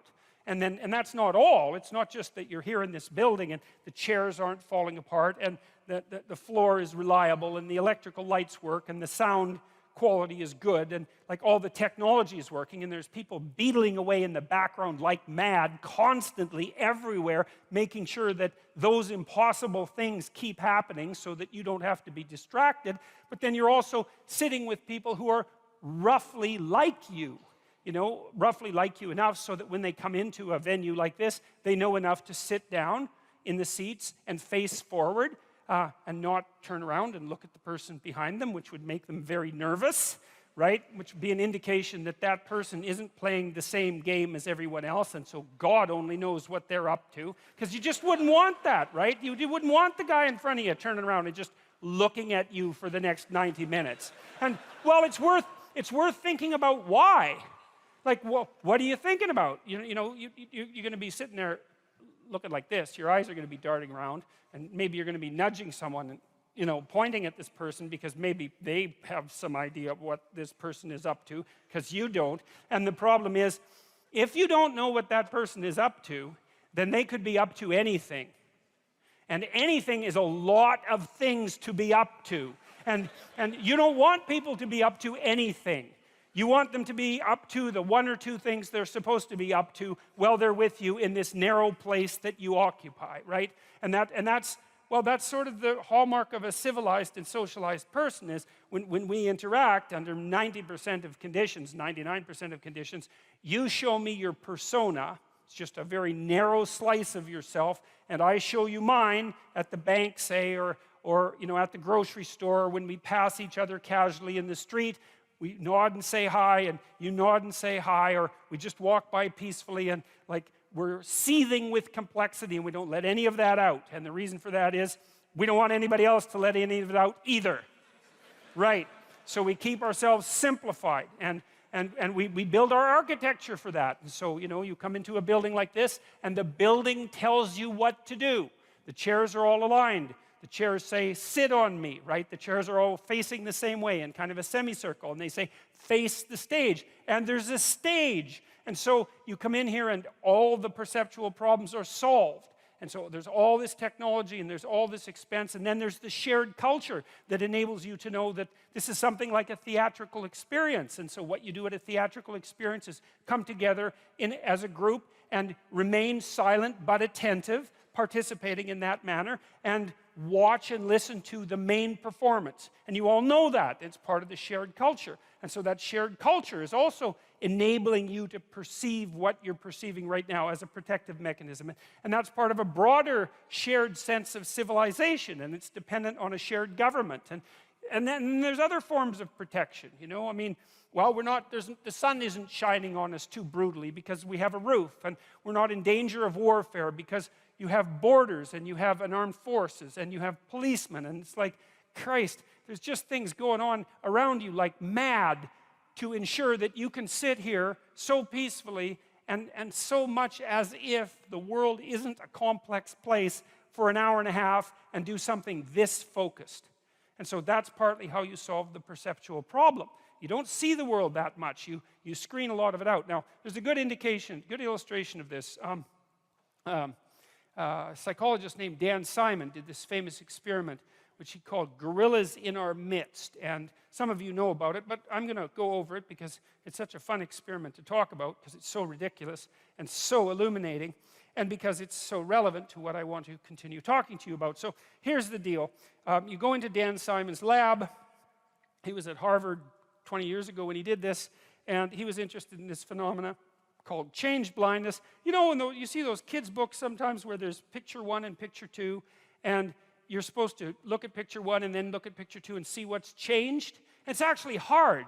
You look at picture 1, you say, well, I saw that. And then you look at picture 2, and it's different, but you can't see the differences. And you have to really compare back and forth before you can check out the differences. And that's what perception is like, is you're very blind to change, way more than you think.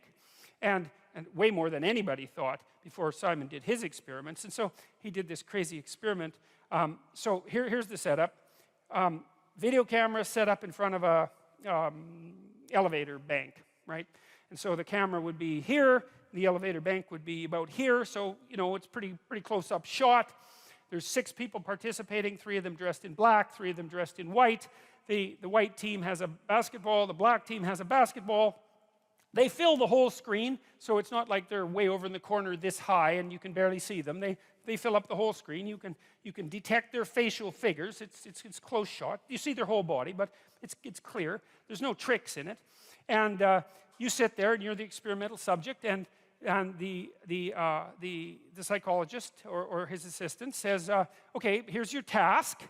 And you're there to be focused on a task, apparently, because you're in a university and you're in a lab and you'd expect to be focused on a task. And so you're already primed for that, and you're willing to go along with it to be obedient. But to be a good sport, let's say, that's better than obedient. And you want to do a good job because it's intimidating to be in a lab like that. And so you want to do a good job of whatever you're supposed to do. Unless you're a troublemaker, and you're probably not, because you wouldn't go into the lab to begin with if you were a troublemaker. So Simon says, count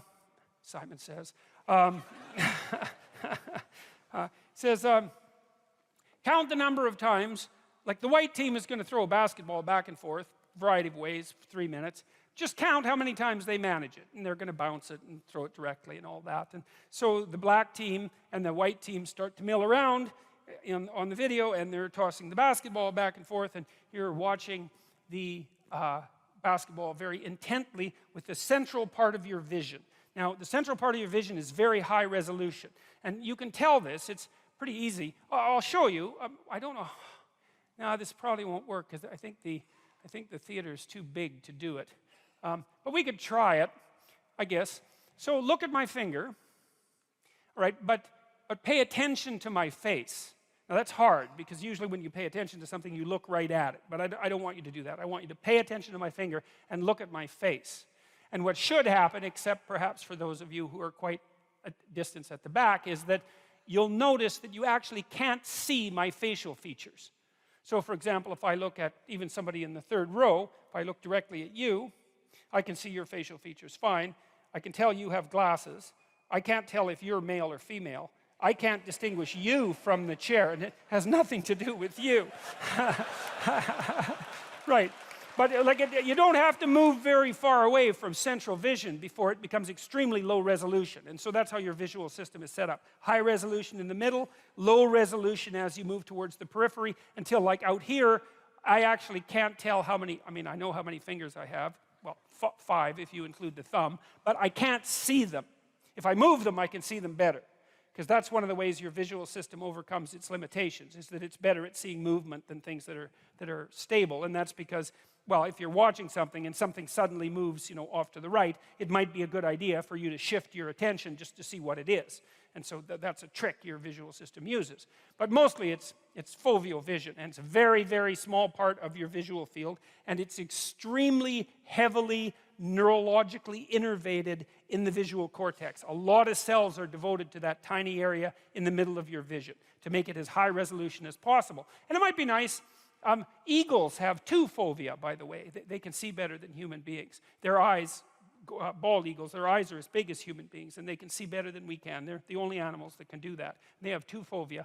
But you can't have that high resolution vision across the entire span of your eyes, because then your head would have to be this big to carry that much brain around, and obviously that would be hideous and also counterproductive. So we do the best we can, and what it means is that we're blind to a lot of things that we don't think we're blind to. So anyways, so you're playing Dan Simon's game, and you're counting the number of times that the basketball is tossed back and forth between the white team, and he says how many times, and you say, being a good experimental participant, you say 16. And you're right, and he says you're right, and you think, oh, good, I'm smart enough to participate in a psychological experiment, and you feel good about yourself, It's a little self-respect boost, let's say, because you passed the test. And then Simon says, did you see anything out of the ordinary. And you say, most of you, some people notice, most of you say, no, what do you mean? And Simon says, well, the gorilla. Did you see the gorilla? And you think, well, what do you mean, did I see the gorilla? Like, there was no damn gorilla. I'd see a gorilla, right? If we're watching me on stage and a gorilla came out here, you'd see it. Maybe, as it turns out. It might depend on what the gorilla was doing. But in any case, so Simon rewinds the tape as you watch it, so that there's no tricks, and he says, don't count the balls this time, just watch. So it's a different command, right? So you have a different aim now. You're pursuing a different value structure. He says, just watch. And he rewinds it, and sure enough, you see the gorilla coming out backwards and being in the middle and then going off to the side. And then he replays it for you. And minute and a half into the 3-minute video, in waltzes this damn gorilla. It's a guy, because they didn't have a gorilla for obvious reasons. Ethics committees wouldn't allow them to use a real gorilla. And he's a big guy. He's not a small chimpanzee-type ape. He's 6'4", and he saunters out there and beats his chest like for 4 seconds, right in the middle of the screen, which you might think you'd see since it's right in the middle of the screen, and then he saunters off to the side, and you don't see it. And the question is, well, what the hell's wrong with you? Like, why don't you see it? And it's worse than that. Like, Simon has done other funny tricks. Like, imagine you went to a grocery store and the cashier was behind the counter, right? And you're talking to the cashier, and the cashier says, excuse me for a minute, and then kneels down, and then someone else stands up and keeps talking to you. And you think, oh, you're going to catch that. And you don't. About 50% of people miss that completely. So you can like change the person completely. And the reason is, well, how much processing do you have to do to have a casual interaction with a cashier at a grocery store? And the answer is, not much, right? You don't have to do the processing doesn't have to be that deep. And you can kind of tell this because you can watch The Simpsons, or you can watch South Park, and South Park has like the world's worst animation, right? I mean, everything moves like this. It's all circles and triangles, and you don't care. It's like 5 minutes into the narrative. It doesn't matter that it's circles and triangles having a conversation. It's fine. The icon will work. And that's a good rule for perception, is you use the simplest possible perceptual scheme that you can manage to get yourself from point A to point B, right? It's a map. You don't see the world. You see an iconic representation of the world. And then the question is, what makes the iconic representation sufficient? And I suppose sufficient means a couple of things. One thing it means is tolerable, right? It doesn't cause an excess of suffering and degeneration. It has to be functional, right? And then maybe a more specific example of that would be, well, it has to work, like a map works. A map is a low-resolution representation, but it's a good enough map if you use the map and you start at point A and you happen to be at point A, which is a good beginning for a map, and then you use the map and you get to point B, and you think, good enough map. And that's really, that's us. That's how we think. That's how we construe the world. Our maps are really, the stories that we use in the world are really the maps we use to guide us. And they have perceptual implications. But that's essentially what you do. So now the question is, all right, what happened in the gorilla video? Well, what happened was you were aiming at something, right? You're aiming at counting the passes. And the question is, well, why were you doing that? And the answer is, well, someone told you to, asked you to. And then you might ask, well, why did you listen to them? There's lots of other things you might have done in the lab, but that isn't what you did. You did what you were asked to. And we might say, well, that's because you're reasonably cooperative and civilized. And then we might say, well, why is that a hallmark of cooperation and civilization? And we might say, well, reciprocity, like spontaneous reciprocity between strangers who have a bit of a contractual arrangement is part of civilized behavior, and so that's the appropriate thing to do. And we might say, well, you wanted to do a good job in the lab because you wanted to make sure that your status wasn't too low. You know, you could count to 16, and so you can give yourself a pat on the back of the head for that. And, you know, it's part of being a civilized person. And so there's a huge value structure behind that. Like, you didn't go into the lab and shoot it up, you know? You didn't bring a hand grenade, right? And you didn't sexually assault the experimenter. There's lots of things you could have done in there. And you didn't do those things. You just sat there and counted the balls and missed the gorilla. Okay, so, and there's complicated reasons for that. There are deep reasons for that. And so there are deep reasons for how you perceive things and why.